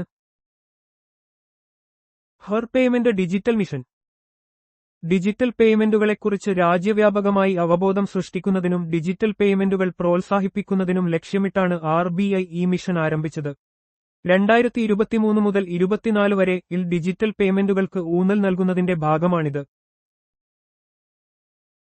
റിസർവ് ബാങ്ക് ഓഫ് ഇന്ത്യയുടെ RBI ആദ്യ ഗവർണർ ആരായിരുന്നു? Sir Osborne Smith. ഓസ്ട്രേലിയൻ വംശജനായ സർ ഓസ്ബോൺ സ്മിത്ത് 1935 മുതൽ 1937 വരെ RBIയുടെ ഗവർണറായി സേവനമനുഷ്ഠിച്ചു. സാമ്പത്തിക നയങ്ങളിലെ അദ്ദേഹത്തിന്റെ കാഴ്ചപ്പാടുകൾ അന്നത്തെ സാമ്പത്തിക ഭരണകൂടവുമായി യോജിക്കാത്തതിനാൽ അദ്ദേഹം രാജിവെക്കുകയായിരുന്നു. റിസർവ് ബാങ്ക് ഓഫ് ഇന്ത്യയുടെ RBI ആദ്യ ഇന്ത്യൻ ഗവർണർ ആരായിരുന്നു? അദ്ദേഹത്തിന്റെ ഭരണകാലത്ത് നടന്ന പ്രധാന സംഭവം എന്താണ്? CD ദേശ്മുഖ്. അദ്ദേഹത്തിന്റെ ഭരണകാലത്താണ് റിസർവ് ബാങ്ക് ഓഫ് ഇന്ത്യ ദേശസാൽക്കരിച്ചത്. CD ദേശ്മുഖ് 1943 മുതൽ 1949 വരെ RBI ഗവർണറായി സേവനമനുഷ്ഠിച്ചു. ഇന്ത്യൻ സിവിൽ സർവീസിലെ ഒരു പ്രമുഖനായ ഇദ്ദേഹം സ്വതന്ത്ര ഇന്ത്യയുടെ ആദ്യ ധനമന്ത്രിമാരിലൊരാളുമായിരുന്നു. റിസർവ് ബാങ്ക് ഓഫ് ഇന്ത്യയുടെ RBI പ്രധാന ധർമ്മം എന്താണ്? രാജ്യത്തെ കറൻസിയുടെയും വായ്പയുടെയും വിതരണം നിയന്ത്രിക്കുക. RBI ഇന്ത്യയുടെ ധനസ്ഥിരത നിലനിർത്തുന്നതിനും വിലക്കയറ്റം നിയന്ത്രിക്കുന്നതിനും സഹായിക്കുന്നു. ബാങ്കുകളുടെ ബാങ്ക്, സർക്കാരിന്റെ ബാങ്കർ, കറൻസി വിതരണക്കാരൻ എന്നിങ്ങനെയുള്ള പ്രധാന ചുമതലകളും RBIക്ക് ഉണ്ട്. ഇന്ത്യൻ റിസർവ് ബാങ്ക് RBI തുടക്കത്തിൽ നോട്ടുകൾ പുറത്തിറക്കാൻ ഏത് സമ്പ്രദായമാണ് ഉപയോഗിച്ചിരുന്നത്? 1956-ൽ അതിനു പകരമായി വന്ന സമ്പ്രദായം ഏതാണ്? തുടക്കത്തിൽ അനുപാതിക കരുതൽ സമ്പ്രദായം. 1956-ൽ കുറഞ്ഞ കരുതൽ സമ്പ്രദായം മിനിമം റിസർവേഷൻ സിസ്റ്റം പകരം വന്നു. ഇന്ത്യൻ റിസർവ് ബാങ്ക് നോട്ടുകൾ പുറത്തിറക്കുന്നതിന് തുടക്കത്തിൽ അനുപാതിക കരുതൽ സമ്പ്രദായം പ്രൊപ്പോർഷണൽ റിസർവ് സിസ്റ്റം ആയിരുന്നു ഉപയോഗിച്ചിരുന്നത്. എന്നാൽ 1956-ൽ ഇത് കുറഞ്ഞ കരുതൽ സമ്പ്രദായം മിനിമം റിസർവ് സിസ്റ്റം എന്നതിലേക്ക് മാറ്റി. നിലവിൽ ഇന്ത്യയിൽ കുറഞ്ഞത് 200 കോടി രൂപയുടെ സ്വർണവും വിദേശ കറൻസിയും കരുതൽ ധനമായി നിലനിർത്തിക്കൊണ്ടാണ് RBI നോട്ടുകൾ അച്ചടിക്കുന്നത്. വാണിജ്യ ബാങ്കുകളുടെ കാര്യത്തിൽ റിസർവ് ബാങ്ക് ഓഫ് ഇന്ത്യയുടെ RBI പങ്ക് എന്താണ്? ഇത് എല്ലാ വാണിജ്യ ബാങ്കുകളെയും നിയന്ത്രിക്കുകയും നിരീക്ഷിക്കുകയും ചെയ്യുന്നു. ഇന്ത്യൻ ബാങ്കിംഗ് മേഖലയുടെ കേന്ദ്ര ബാങ്കായ റിസർവ് ബാങ്ക് ഓഫ് ഇന്ത്യയാണ് രാജ്യത്തെ വാണിജ്യ ബാങ്കുകളുടെ പ്രവർത്തനങ്ങളെ നിയന്ത്രിക്കുന്നത്. ബാങ്കിംഗ് റെഗുലേഷൻ ആക്ട് 1949 പ്രകാരമാണ് RBIക്ക് ഈ അധികാരം ലഭിക്കുന്നത്. ലൈസൻസ് നൽകുക, നിക്ഷേപ വായ്പാ നയങ്ങൾ രൂപീകരിക്കുക തുടങ്ങിയവ RBIയുടെ പ്രധാന ചുമതലകളിൽ ഉൾപ്പെടുന്നു. Reserve bank of India RBI വാണിജ്യ ബാങ്കുകളിൽ നിന്ന് നിക്ഷേപങ്ങൾ സ്വീകരിക്കുകയും അവർക്ക് വായ്പ നൽകുകയും ചെയ്യുന്നുണ്ടോ? അതെ, ഇത് ബാങ്കുകളിൽ നിന്ന് നിക്ഷേപങ്ങൾ സ്വീകരിക്കുകയും അവർക്ക് വായ്പ നൽകുകയും ചെയ്യുന്നു. വാണിജ്യ ബാങ്കുകളുടെ ബാങ്കായി പ്രവർത്തിക്കുന്ന റിസർവ് ബാങ്ക് ഓഫ് ഇന്ത്യ അവയിൽ നിന്ന് നിക്ഷേപങ്ങൾ സ്വീകരിക്കുകയും ആവശ്യാനുസരണം വായ്പകൾ നൽകുകയും ചെയ്യുന്നു. ഈ പ്രവർത്തനം ബാങ്കിംഗ് സംവിധാനത്തിലെ പണലഭ്യത ലിക്വിഡിറ്റി നിലനിർത്തുന്നതിനും സാമ്പത്തിക സ്ഥിരത ഉറപ്പാക്കുന്നതിനും സഹായിക്കുന്നു. റിപ്പോ നിരക്ക്, റിവേഴ്സ് റിപ്പോ നിരക്ക് തുടങ്ങിയവയിലൂടെയാണ് ഈ വായ്പകളും നിക്ഷേപങ്ങളും നിയന്ത്രിക്കുന്നത്. അടിയന്തര സാഹചര്യങ്ങളിൽ വാണിജ്യ ബാങ്കുകൾക്ക് reserve bank of India RBI എന്തു പങ്കാണ് വഹിക്കുന്നത്? ഇത് അടിയന്തര സാഹചര്യങ്ങളിൽ വാണിജ്യ ബാങ്കുകൾക്ക് വായ്പകളും സാമ്പത്തിക സഹായവും നൽകുന്നു. റിസർവ് ബാങ്ക് ഓഫ് ഇന്ത്യയെ അവസാന ആശ്രയത്തിന്റെ bank, lender of last resort എന്ന് വിളിക്കുന്നു. സാമ്പത്തിക പ്രതിസന്ധികളിലോ അപ്രതീക്ഷിത സാഹചര്യങ്ങളിലോ വാണിജ്യ ബാങ്കുകൾക്ക് പണം കണ്ടെത്താൻ കഴിയാതെ വരുമ്പോൾ RBI അവർക്ക് വായ്പകളും സാമ്പത്തിക സഹായങ്ങളും നൽകി പിന്തുണയ്ക്കുന്നു. ഇത് ബാങ്കിംഗ് സംവിധാനത്തിന്റെ തകർച്ച തടയാനും പൊതുജനങ്ങളുടെ വിശ്വാസം നിലനിർത്താനും സഹായിക്കുന്നു. ₹1 നോട്ട് ഒഴികെയുള്ള എല്ലാ ഇന്ത്യൻ കറൻസി നോട്ടുകളും ഏത് സ്ഥാപനമാണ് പുറത്തിറക്കുന്നത്? Reserve bank of India RBI. Indian currency നോട്ടുകൾ പുറത്തിറക്കുന്നതിനുള്ള അധികാരം റിസർവ് ബാങ്ക് ഓഫ് ഇന്ത്യക്കാണ്, RBI. ഒരു രൂപ നോട്ടുകൾ ഒഴികെയുള്ള 2, 5, 10, 20, 50, 100, 200, 500, 2000 രൂപ നോട്ടുകൾ RBI ആണ് അച്ചടിക്കുന്നത്. ഈ നോട്ടുകളിൽ RBI ഗവർണറുടെ ഒപ്പ് രേഖപ്പെടുത്തിയിരിക്കും. ഇന്ത്യയിൽ ഒരു രൂപ നോട്ടുകളും എല്ലാ നാണയങ്ങളും ഏത് സർക്കാർ സ്ഥാപനമാണ് പുറത്തിറക്കുന്നത്? ധനകാര്യ മന്ത്രാലയം, ഇന്ത്യൻ സർക്കാർ. ഒരു രൂപ നോട്ടുകളും ഇന്ത്യയിലെ എല്ലാ നാണയങ്ങളും പുറത്തിറക്കുന്നത് ഇന്ത്യൻ സർക്കാരിന്റെ ധനകാര്യ മന്ത്രാലയമാണ്. ഒരു രൂപ നോട്ടിൽ ധനകാര്യ സെക്രട്ടറിയുടെ ഒപ്പാണ് രേഖപ്പെടുത്താറ്. നാണയങ്ങൾ അച്ചടിക്കുന്നതിനും വിതരണം ചെയ്യുന്നതിനുമുള്ള ഉത്തരവാദിത്തവും ധനകാര്യ മന്ത്രാലയത്തിനാണ്. ഇന്ത്യയിൽ 25 പൈസയും അതിൽ താഴെയുള്ള മൂല്യമുള്ള നാണയങ്ങളും എപ്പോഴാണ് നിയമപരമായ പണമായി അസാധുവാക്കപ്പെട്ടത്? 2011 ജൂലൈ മുതൽ. ഇന്ത്യയിൽ 25 പൈസയുടെയും അതിൽ താഴെയുള്ള മൂല്യമുള്ള എല്ലാ നാണയങ്ങളും 2011 ജൂലൈ 30 മുതൽ നിയമപരമായ പണമായി, ലീഗൽ ടെൻഡർ, അസാധുവാക്കപ്പെട്ടു. നാണയങ്ങളുടെ ഉപയോഗം ലളിതമാക്കുന്നതിന്റെ ഭാഗമായാണ് ഈ നടപടി കൈക്കൊണ്ടത്. നിലവിൽ 50 പൈസയും അതിനു മുകളിലുള്ള നാണയങ്ങളും മാത്രമാണ് പ്രചാരത്തിലുള്ളത്. ഇന്ത്യയിൽ ദശാംശ സമ്പ്രദായത്തിലുള്ള കറൻസി എപ്പോഴാണ് പ്രചാരത്തിൽ വന്നത്? 1957 ഏപ്രിൽ 1. ഇന്ത്യയിൽ ദശാംശ സമ്പ്രദായത്തിലുള്ള currency, decimal system currency, 1957 April 1 നിലവിൽ വന്നത്. ഇതിനുമുമ്പ് ഒരു രൂപയെ 16 അണകളായും ഓരോ അണയെയും 4 പൈസയായും വിഭജിക്കുന്ന അണ സമ്പ്രദായം ആയിരുന്നു നിലവിലുണ്ടായിരുന്നത്. പുതിയ സമ്പ്രദായം കണക്കുകൂട്ടലുകൾ ലളിതമാക്കാൻ സഹായിച്ചു. ഏത് സ്ഥാപനമാണ് വർഷത്തിൽ 2 തവണ സാമ്പത്തിക സ്ഥിതി റിപ്പോർട്ട്, ഫൈനാൻഷ്യൽ സ്റ്റേബിലിറ്റി റിപ്പോർട്ട് പുറത്തിറക്കുന്നത്? Reserve bank of India, RBI. Reserve bank of India, RBI, വർഷത്തിൽ 2 തവണ സാമ്പത്തിക സ്ഥിതി report, financial stability report, FSR, പുറത്തിറക്കുന്നു. ഇന്ത്യൻ സാമ്പത്തിക മേഖലയുടെ ആരോഗ്യം, ഭീഷണികൾ, അപകടസാധ്യതകൾ എന്നിവയെക്കുറിച്ച് സമഗ്രമായ വിലയിരുത്തൽ ഈ റിപ്പോർട്ട് നൽകുന്നു. സാമ്പത്തിക സ്ഥിരത നിലനിർത്തുന്നതിനുള്ള നയരൂപീകരണങ്ങൾക്ക് ഈ റിപ്പോർട്ട് സഹായകമാണ്. ഇന്ത്യയിലെ വായ്പയുടെ ഒരു പ്രധാന സ്ഥാപനപരമായ ഉറവിടം ഏതാണ്? വാണിജ്യ ബാങ്കുകൾ. ഇന്ത്യയിലെ വ്യക്തികൾക്കും സ്ഥാപനങ്ങൾക്കും വായ്പ നൽകുന്നതിൽ വാണിജ്യ ബാങ്കുകൾക്ക് ഒരു പ്രധാന പങ്കുണ്ട്. കാർഷിക മേഖല, വ്യവസായം, സേവന മേഖല, വ്യക്തിഗത ആവശ്യങ്ങൾ എന്നിവയ്ക്ക് ബാങ്കുകൾ വിവിധതരം വായ്പകൾ നൽകുന്നു. ഇത് സാമ്പത്തിക വളർച്ചയെ പ്രോത്സാഹിപ്പിക്കുകയും മൂലധന നിക്ഷേപത്തിന് സഹായിക്കുകയും ചെയ്യുന്നു. ഇന്ത്യൻ റിസർവ് ബാങ്ക്, RBI, ബാങ്കുകൾക്ക് പണലഭ്യത നൽകുന്നതിൽ അതിന്റെ പങ്കിനെക്കുറിച്ച് മറ്റെന്തു പേരിലാണ് അറിയപ്പെടുന്നത്? അന്തിമ വായ്പ നൽകുന്നയാൾ, ലെൻഡർ ഓഫ് ലാസ്റ്റ് റിസോർട്ട്, ലോ. ഒരു ബാങ്കിന് മറ്റ് സ്രോതസ്സുകളിൽ നിന്ന് പണം ലഭിക്കാതെ വരുമ്പോൾ അടിയന്തര സഹായം നൽകുന്നത് റിസർവ് ബാങ്കാണ്. ഇത് ബാങ്കിംഗ് സംവിധാനത്തിന്റെ സ്ഥിരത നിലനിർത്താനും സാമ്പത്തിക പ്രതിസന്ധികൾ തടയാനും സഹായിക്കുന്നു. ഈ പങ്ക് RBIയുടെ കേന്ദ്ര ബാങ്ക് പ്രവർത്തനങ്ങളിൽ നിർണായകമാണ്. ഇന്ത്യയിലെ സൂക്ഷ്മ ധനകാര്യ സ്ഥാപനങ്ങളെ നിയന്ത്രിക്കുന്നത് ഏത് സ്ഥാപനമാണ്? Reserve bank of India, RBI. സൂക്ഷ്മ ധനകാര്യ സ്ഥാപനങ്ങൾ, MFIs, ചെറുകിട വായ്പകൾ, ഇൻഷുറൻസ്, മറ്റ് സാമ്പത്തിക സേവനങ്ങൾ എന്നിവ സാധാരണക്കാർക്ക് ലഭ്യമാക്കുന്നു. RBI ഈ സ്ഥാപനങ്ങളുടെ പ്രവർത്തനങ്ങളെ നിയന്ത്രിക്കുകയും ലൈസൻസ് നൽകുകയും ചെയ്യുന്നതിലൂടെ സാമ്പത്തിക ഉൾക്കൊള്ളൽ ഉറപ്പാക്കുന്നു. ഇത് ദരിദ്രരെ സാമ്പത്തിക ചൂഷണത്തിൽ നിന്ന് സംരക്ഷിക്കാനും സഹായിക്കുന്നു. പൊതുമേഖലാ ബാങ്കുകളുടെ ഓഹരി വിക്രിക്കൽ, ഡിസ്ഇൻവെസ്റ്റ്മെന്റ് ഏതുതരം നേട്ടത്തിന് ഉദാഹരണമാണ്? മൂലധന നേട്ടം, ക്യാപിറ്റൽ ഗെയിൻസ്. ഒരു സ്ഥാപനത്തിലെ ഓഹരികളോ മറ്റ് ആസ്തികളോ വിൽക്കുമ്പോൾ ലഭിക്കുന്ന ലാഭത്തെയാണ് മൂലധന നേട്ടം എന്ന് പറയുന്നത്. സർക്കാർ പൊതുമേഖലാ ബാങ്കുകളിലെ ഓഹരികൾ വിക്രിക്കുമ്പോൾ സർക്കാരിന് പണമായി ലഭിക്കുന്നത് ഒരുതരം മൂലധന നേട്ടമാണ്. ഇത് സർക്കാരിന്റെ ധനപരമായ ബാധ്യതകൾ കുറയ്ക്കുന്നതിനും വിഭവങ്ങൾ മറ്റു മേഖലകളിലേക്ക് മാറ്റുന്നതിനും സഹായിക്കും. ഇന്ത്യയുടെ പണനയം, മോണിറ്ററി പോളിസി, തീരുമാനിക്കുന്നത് ആരാണ്? കൂടാതെ റിപ്പോ നിരക്ക്, റെപ്പോ റേറ്റ്, നിശ്ചയിക്കുന്നത് ഏത് സമിതിയാണ്? RBI ആണ് പണനയം തീരുമാനിക്കുന്നത്. RBI ഗവർണറുടെ അധ്യക്ഷതയിലുള്ള പണനയ സമിതി, monetary policy committee, MPC, repo നിരക്ക് നിശ്ചയിക്കുന്നു. രാജ്യത്തെ പണപ്പെരുപ്പം നിയന്ത്രിക്കുന്നതിനും സാമ്പത്തിക വളർച്ച ഉറപ്പാക്കുന്നതിനും വേണ്ടിയുള്ള നയപരമായ തീരുമാനങ്ങൾ എടുക്കുന്നത് റിസർവ് ബാങ്കാണ്. റിപ്പോ നിരക്ക് നിശ്ചയിക്കുന്ന പണനയ സമിതിയിൽ 6 അംഗങ്ങളുണ്ട്. അതിൽ 3 പേർ RBIയിൽ നിന്നും 3 പേർ കേന്ദ്ര സർക്കാർ നാമനിർദ്ദേശം ചെയ്യുന്നവരുമാണ്. ഈ നിരക്ക് ബാങ്കുകൾക്ക് RBI നൽകുന്ന വായ്പയുടെ പലിശ നിരക്കാണ്.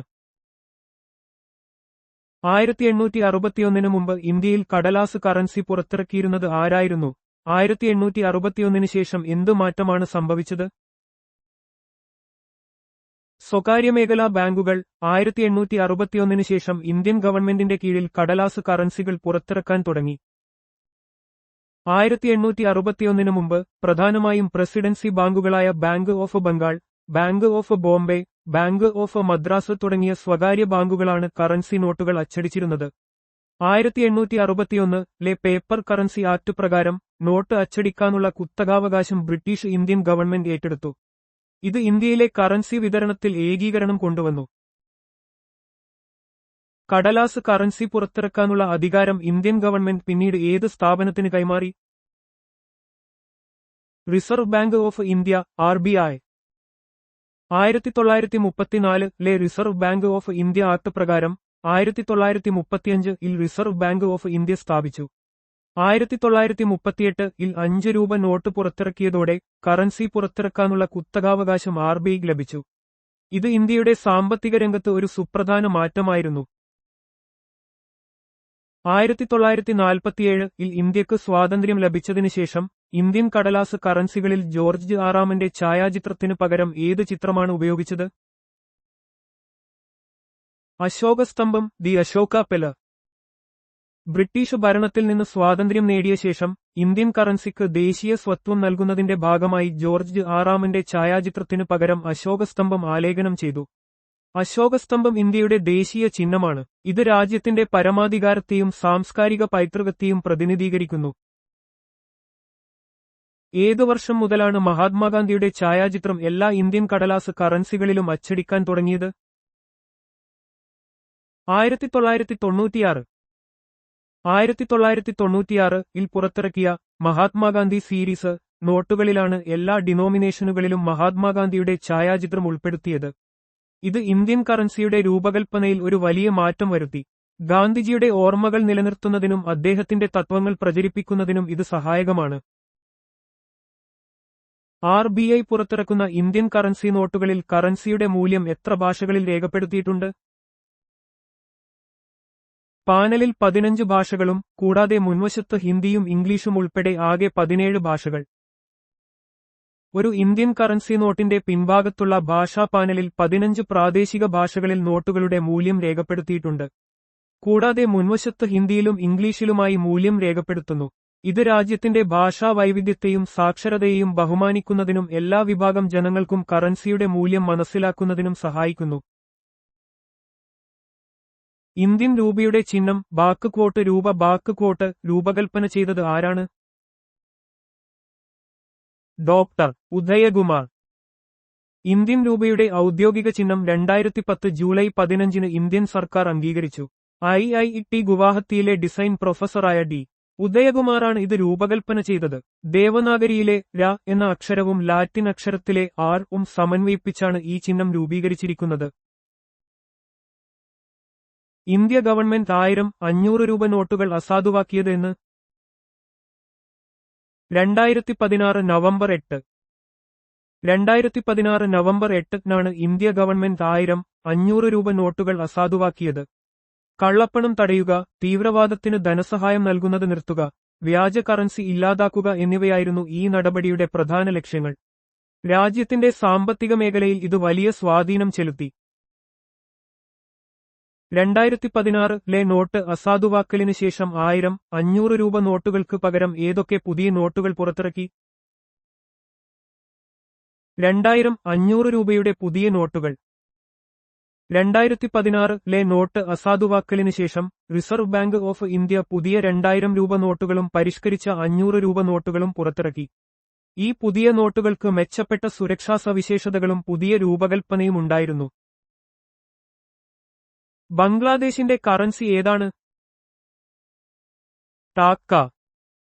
ബംഗ്ലാദേശിന്റെ ഔദ്യോഗിക കറൻസിയാണ് ടാക്ക BDT എന്ന ചിഹ്നം ഉപയോഗിച്ച് ഇതിനെ സൂചിപ്പിക്കുന്നു. ബംഗ്ലാദേശ് ബാങ്ക് ആണ് രാജ്യത്ത് ഈ കറൻസി നിയന്ത്രിക്കുന്നത്. നേപ്പാളിന്റെ കറൻസി ഏതാണ്? രൂപ. നേപ്പാളിന്റെ ദേശീയ കറൻസിയാണ് നേപ്പാളി രൂപ NPR. ഇന്ത്യൻ രൂപയുമായി ഇതിന് സ്ഥിരമായ വിനിമയ നിരക്കുണ്ട്. 1 ഇന്ത്യൻ രൂപ സമം 1.6 നേപ്പാളി രൂപ. നേപ്പാൾ രാഷ്ട്ര ബാങ്ക് ആണ് നേപ്പാളി രൂപ പുറത്തിറക്കുന്നത്. ഇറാഖിന്റെ കറൻസി ഏതാണ്? ദിനാർ. ഇറാഖിന്റെ ഔദ്യോഗിക കറൻസിയാണ് ഇറാഖി ദിനാർ IQD. ഇറാഖിലെ സെൻട്രൽ ബാങ്ക് ആണ് ഇതിന്റെ മേൽനോട്ടം വഹിക്കുന്നത്. ദിനാർ എന്നത് പശ്ചിമേഷ്യയിലെയും മറ്റു ചില രാജ്യങ്ങളിലെയും നിരവധി കറൻസികളുടെ പേരാണ്. യൂറോയ്ക്ക് പകരം വരുന്നതിനു മുമ്പ് ഇറ്റലിയുടെ മുൻ കറൻസി എന്തായിരുന്നു? ലീറ. ഇറ്റലിയുടെ ഔദ്യോഗിക കറൻസിയായിരുന്നു ലീറ ITL. 2002 ജനുവരി 1 യൂറോ നിലവിൽ വന്നതോടെ ലീറയ്ക്ക് പകരം യൂറോ ഇറ്റലിയുടെ കറൻസിയായി മാറി. യൂറോപ്യൻ യൂണിയൻ രാജ്യങ്ങളിൽ പൊതുവായ കറൻസി കൊണ്ടുവരുന്നതിന്റെ ഭാഗമായായിരുന്നു ഈ മാറ്റം. തായ്ലൻഡിന്റെ കറൻസി ഏതാണ്? ബാറ്റ്. തായ്ലൻഡിന്റെ ഔദ്യോഗിക കറൻസിയാണ് Thai baht THB. Bank of Thailand ആണ് ഇത് പുറത്തിറക്കുന്നത്.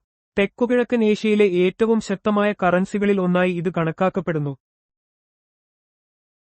വിയറ്റ്നാമിന്റെ കറൻസി ഏതാണ്? ഡോങ്. വിയറ്റ്നാമിന്റെ ദേശീയ കറൻസിയാണ് Vietnamese dong VND. State bank of വിയറ്റ്നാമാണ് ഇത് നിയന്ത്രിക്കുന്നത്. ലോകത്തിലെ ഏറ്റവും കുറഞ്ഞ മൂല്യമുള്ള കറൻസികളിൽ ഒന്നാണിത്. ഇറാനിന്റെ കറൻസി ഏതാണ്? റിയാൽ. ഇറാനിന്റെ ഔദ്യോഗിക കറൻസിയാണ് Iranian rial IRR. Central bank of ഇറാനാണ് കറൻസി നയങ്ങൾ നടപ്പിലാക്കുന്നത്. രാഷ്ട്രീയ സാമ്പത്തിക സാഹചര്യങ്ങൾ കാരണം ഇതിന് കുറഞ്ഞ മൂല്യമാണുള്ളത്. ചൈനയുടെ കറൻസി ഏതാണ്? യുവാൻ റെൻമിൻബി. ചൈനയുടെ ഔദ്യോഗിക കറൻസിയാണ് റെൻമിൻബി RMB. അതിന്റെ അടിസ്ഥാന യൂണിറ്റ് യുവാനാണ്. ചൈനീസ് പീപ്പിൾസ് ബാങ്ക് ആണ് ഇത് പുറത്തിറക്കുന്നത്. ആഗോളതലത്തിൽ വ്യാപാരത്തിൽ ഇതിന് വർദ്ധിച്ചുവരുന്ന പ്രാധാന്യമുണ്ട്. ജപ്പാന്റെ കറൻസി എന്താണ്? യെൻ. ലോകത്തിലെ ഒരു പ്രമുഖ സാമ്പത്തിക ശക്തിയായ ജപ്പാന്റെ ഔദ്യോഗിക കറൻസിയാണ് യെൻ JPY. ഏഷ്യയിലെ ഏറ്റവും വ്യാപകമായി ഉപയോഗിക്കപ്പെടുന്ന കറൻസികളിൽ ഒന്നാണിത്. തുർക്കിയുടെ കറൻസി എന്താണ്? Turkish lira. യൂറോപ്പിനും ഏഷ്യക്കുമിടയിലുള്ള തന്ത്രപ്രധാനമായ സ്ഥാനമുള്ള തുർക്കി രാജ്യത്തിന്റെ ഔദ്യോഗിക കറൻസിയാണ് ടർക്കിഷ് ലിറ ട്രായ്. രാജ്യത്തിന്റെ സാമ്പത്തിക സാഹചര്യങ്ങളെക്കുറിച്ച് പഠിക്കുമ്പോൾ ഇത് പ്രധാനമാണ്. ദക്ഷിണ കൊറിയയുടെ കറൻസി എന്താണ്? വോൺ. ആധുനിക സാങ്കേതികവിദ്യയിലും സംസ്കാരത്തിലും ലോകശ്രദ്ധ നേടിയ ദക്ഷിണ കൊറിയയുടെ ഔദ്യോഗിക കറൻസിയാണ് വോൺ KRW. കിഴക്കൻ ഏഷ്യൻ രാജ്യങ്ങളുടെ സാമ്പത്തിക ഘടന മനസ്സിലാക്കാൻ ഇത് സഹായിക്കുന്നു. ജീവികളുടെ കലകളെക്കുറിച്ചുള്ള പഠനം എന്താണ്? ഹിസ്റ്റോളജി. ജീവികളുടെ കലകളുടെ ഘടന, രൂപീകരണം, പ്രവർത്തനം എന്നിവയെക്കുറിച്ചുള്ള സൂക്ഷ്മമായ പഠനമാണ് ഹിസ്റ്റോളജി. മൈക്രോസ്കോപ്പിന്റെ സഹായത്തോടെയാണ് ഈ പഠനം നടത്തുന്നത്. ഇത് രോഗനിർണയത്തിലും ഗവേഷണത്തിലും നിർണായകമാണ്. രോഗം കാരണം കലകളിലുണ്ടാകുന്ന മാറ്റങ്ങളെക്കുറിച്ചുള്ള പഠനം എന്താണ്? ഹിസ്റ്റോപാത്തോളജി. രോഗങ്ങൾ കലകളെ എങ്ങനെ ബാധിക്കുന്നു, അവയിൽ എന്തെല്ലാം ഘടനാപരമായ മാറ്റങ്ങൾ വരുത്തുന്നു എന്ന് പഠിക്കുന്ന ശാസ്ത്രശാഖയാണ് ഹിസ്റ്റോപാത്തോളജി. രോഗനിർണയത്തിലും ചികിത്സാരീതികൾ തീരുമാനിക്കുന്നതിലും ഈ പഠനം ഒരു പ്രധാന പങ്ക് വഹിക്കുന്നു. ചരിത്രം രചിക്കുന്നതിനെക്കുറിച്ചുള്ള പഠനം എന്താണ്? ഹിസ്റ്റോറിയോഗ്രഫി. ചരിത്രം രചിക്കുന്ന രീതിശാസ്ത്രം, അതിന്റെ തത്വങ്ങൾ, വിവിധ ചരിത്രകാരന്മാരുടെ സമീപനങ്ങൾ എന്നിവയെക്കുറിച്ചുള്ള പഠനമാണ് ഹിസ്റ്റോറിയോഗ്രഫി. ഇത് ചരിത്രപരമായ വിവരണങ്ങളുടെ വിശ്വാസ്യതയും വ്യാഖ്യാനങ്ങളും മനസ്സിലാക്കാൻ സഹായിക്കുന്നു. ചരിത്രത്തെക്കുറിച്ചുള്ള പഠനം എന്താണ്? ഹിസ്റ്റോറിയോളജി. ചരിത്രത്തെ ഒരു ശാസ്ത്രശാഖയായി പഠിക്കുന്നതും അതിന്റെ തത്വചിന്താപരമായ വശങ്ങൾ വിശകലനം ചെയ്യുന്നതുമായ പഠനമാണ് ഹിസ്റ്റോറിയോളജി. ഇത് ചരിത്രത്തിന്റെ സ്വഭാവം, അതിന്റെ ലക്ഷ്യങ്ങൾ, ചരിത്രപരമായ അറിവിന്റെ സാധ്യതകൾ എന്നിവയെക്കുറിച്ച് അന്വേഷിക്കുന്നു. പ്രസംഗകലയ്ക്ക് പറയുന്ന പേരെന്ത്? ഹോമിലെറ്റിക്സ്.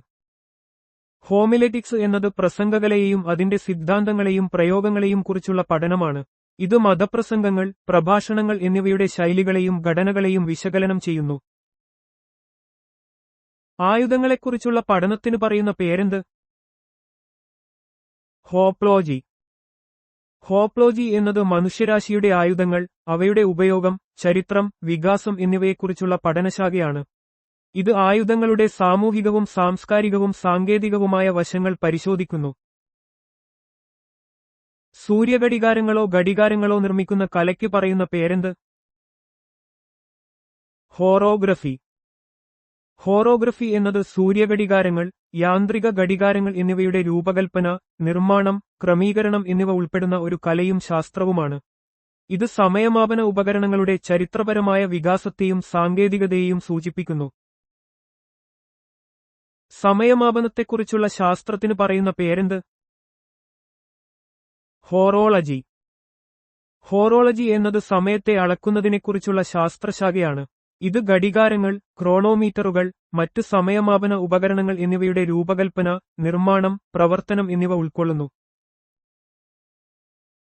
പൂന്തോട്ടപരിപാലനത്തെക്കുറിച്ചുള്ള പഠനത്തിന് പറയുന്ന പേരെന്ത്? ഹോർട്ടികൾച്ചർ. ഹോർട്ടികൾച്ചർ എന്നത് പഴങ്ങൾ, പച്ചക്കറികൾ, പൂക്കൾ, അലങ്കാര സസ്യങ്ങൾ എന്നിവയുടെ കൃഷി, പരിപാലനം, ശാസ്ത്രം എന്നിവയെക്കുറിച്ചുള്ള പഠനമാണ്. ഇത് സസ്യശാസ്ത്രത്തിന്റെയും കാർഷികശാസ്ത്രത്തിന്റെയും പ്രധാന ഉപവിഭാഗമാണ്. ജലജീവികളെക്കുറിച്ചുള്ള പഠനത്തിന് പറയുന്ന പേരെന്ത്? ഹൈഡ്രോബയോളജി. ഹൈഡ്രോബയോളജി എന്നത് ജല ആവാസവ്യവസ്ഥകളിലെ ജീവികളെയും അവയുടെ പരിസ്ഥിതിയുമായുള്ള ബന്ധത്തെയും കുറിച്ചുള്ള പഠനശാഖയാണ്. ശുദ്ധജലത്തിലും സമുദ്രജലത്തിലുമുള്ള ജീവികളെ ഇത് ഉൾക്കൊള്ളുന്നു. ദ്രാവകങ്ങളിലെ ചലനത്തെക്കുറിച്ചുള്ള പഠനത്തിന് പറയുന്ന പേരെന്ത്? ഹൈഡ്രോഡൈനാമിക്സ്. ഹൈഡ്രോഡൈനാമിക്സ് എന്നത് ദ്രാവകങ്ങളുടെ ചലനത്തെയും അവയുടെ ബലങ്ങളെയും കുറിച്ചുള്ള ഭൗതികശാസ്ത്രശാഖയാണ്. കപ്പലുകളുടെ രൂപകൽപ്പന, നദികളിലെ ഒഴുക്ക് എന്നിവ മനസ്സിലാക്കാൻ ഇത് സഹായിക്കുന്നു. ഭൂഗർഭജലത്തെക്കുറിച്ചുള്ള പഠനത്തിന് പറയുന്ന പേരെന്ത്? ഹൈഡ്രോജിയോളജി. ഹൈഡ്രോജിയോളജി എന്നത് ഭൂഗർഭജലത്തിന്റെ ഉത്ഭവം, ചലനം, വിതരണം, ഗുണമേന്മ എന്നിവയെക്കുറിച്ചുള്ള ഭൗമശാസ്ത്രപരമായ പഠനമാണ്. ജലസ്രോതസ്സുകളുടെ മാനേജ്മെന്റിന് ഇത് അത്യാവശ്യമാണ്. ജലാശയങ്ങളെക്കുറിച്ച് പഠിക്കുന്നതിനും മാപ്പ് ചെയ്യുന്നതിനും പറയുന്ന പേരെന്ത്? ഹൈഡ്രോഗ്രഫി. ഹൈഡ്രോഗ്രഫി എന്നത് സമുദ്രങ്ങൾ, തടാകങ്ങൾ, നദികൾ എന്നിവയുൾപ്പെടെയുള്ള ജലാശയങ്ങളെ അളക്കുകയും രേഖപ്പെടുത്തുകയും ചെയ്യുന്ന ശാസ്ത്രശാഖയാണ്. ഇത് നാവിഗേഷനും തീരദേശ മാനേജ്മെന്റിനും നിർണായകമാണ്. ദ്രാവകങ്ങളുടെ ചലനത്തെക്കുറിച്ചുള്ള പഠനത്തിന് പറയുന്ന പേരെന്ത്? ഹൈഡ്രോകൈനറ്റിക്സ്. ഹൈഡ്രോകൈനറ്റിക്സ് എന്നത് ചലനത്തിലുള്ള ദ്രാവകങ്ങളെയും അവയുടെ ഊർജ്ജത്തെയും കുറിച്ചുള്ള പഠനമാണ്. ദ്രാവകങ്ങളുടെ ചലനബലങ്ങൾ, പ്രവാഹം, മർദ്ദം എന്നിവയെ ഇത് വിശകലനം ചെയ്യുന്നു. ജലസ്രോതസ്സുകളെക്കുറിച്ചുള്ള പഠനം എന്താണ് അറിയപ്പെടുന്നത്? ഹൈഡ്രോളജി. ഹൈഡ്രോളജി എന്നത് ഭൂമിയിലെ ജലത്തിന്റെ ലഭ്യത, ചലനം, വിതരണം എന്നിവയെക്കുറിച്ചുള്ള ശാസ്ത്രീയ പഠനമാണ്. ഇത് കാലാവസ്ഥാശാസ്ത്രം, പരിസ്ഥിതിശാസ്ത്രം, എഞ്ചിനീയറിംഗ് തുടങ്ങിയ മേഖലകളിൽ പ്രാധാന്യമർഹിക്കുന്നു. ജലവിഭവ മാനേജ്മെന്റിന് ഈ പഠനം അത്യാവശ്യമാണ്. അന്തരീക്ഷത്തിലെ ഈർപ്പത്തെക്കുറിച്ചുള്ള പഠനം എന്താണ് അറിയപ്പെടുന്നത്? ഹൈഡ്രോമെറ്റീരിയോളജി. ഹൈഡ്രോമെറ്റീരിയോളജി എന്നത് അന്തരീക്ഷത്തിലെ ജലം, പ്രത്യേകിച്ചും മഴ, മഞ്ഞ്, ഈർപ്പം എന്നിവയെക്കുറിച്ചുള്ള പഠനമാണ്. കാലാവസ്ഥാ പ്രവചനം, പ്രളയ നിയന്ത്രണം, ജലസേചനം തുടങ്ങിയവയ്ക്ക് ഈ ശാസ്ത്രശാഖ സഹായകമാണ്. വെള്ളം ഉപയോഗിച്ച് രോഗങ്ങൾ ചികിത്സിക്കുന്നതിനെക്കുറിച്ചുള്ള പഠനം എന്താണ് അറിയപ്പെടുന്നത്? ഹൈഡ്രോപ്പതി. ഹൈഡ്രോപ്പതി എന്നത് ജലം ഉപയോഗിച്ച് രോഗങ്ങളെ ചികിത്സിക്കുന്ന ഒരു പരമ്പരാഗത ചികിത്സാ രീതിയാണ്. ഇത് സാധാരണയായി കുളി, നീരാവി ചികിത്സ, തണുത്ത വെള്ളം ഉപയോഗിച്ചുള്ള ചികിത്സകൾ എന്നിവ ഉൾക്കൊള്ളുന്നു. ആയുർവേദം, പ്രകൃതി ചികിത്സ തുടങ്ങിയ പരമ്പരാഗത വൈദ്യശാസ്ത്ര രീതികളിൽ ഇതിന് പ്രാധാന്യമുണ്ട്. മഴയെക്കുറിച്ചുള്ള ശാസ്ത്രം എന്താണ് അറിയപ്പെടുന്നത്? ഹൈറ്റോളജി. ഹൈറ്റോളജി എന്നത് മഴയുടെ രൂപീകരണം, വിതരണം, അളവ് എന്നിവയെക്കുറിച്ചുള്ള ശാസ്ത്രീയ പഠനമാണ്. കാലാവസ്ഥാ പ്രവചനങ്ങളിലും കാർഷിക മേഖലയിലും ജലവിഭവ മാനേജ്മെന്റിലും ഈ പഠനം പ്രധാനമാണ്.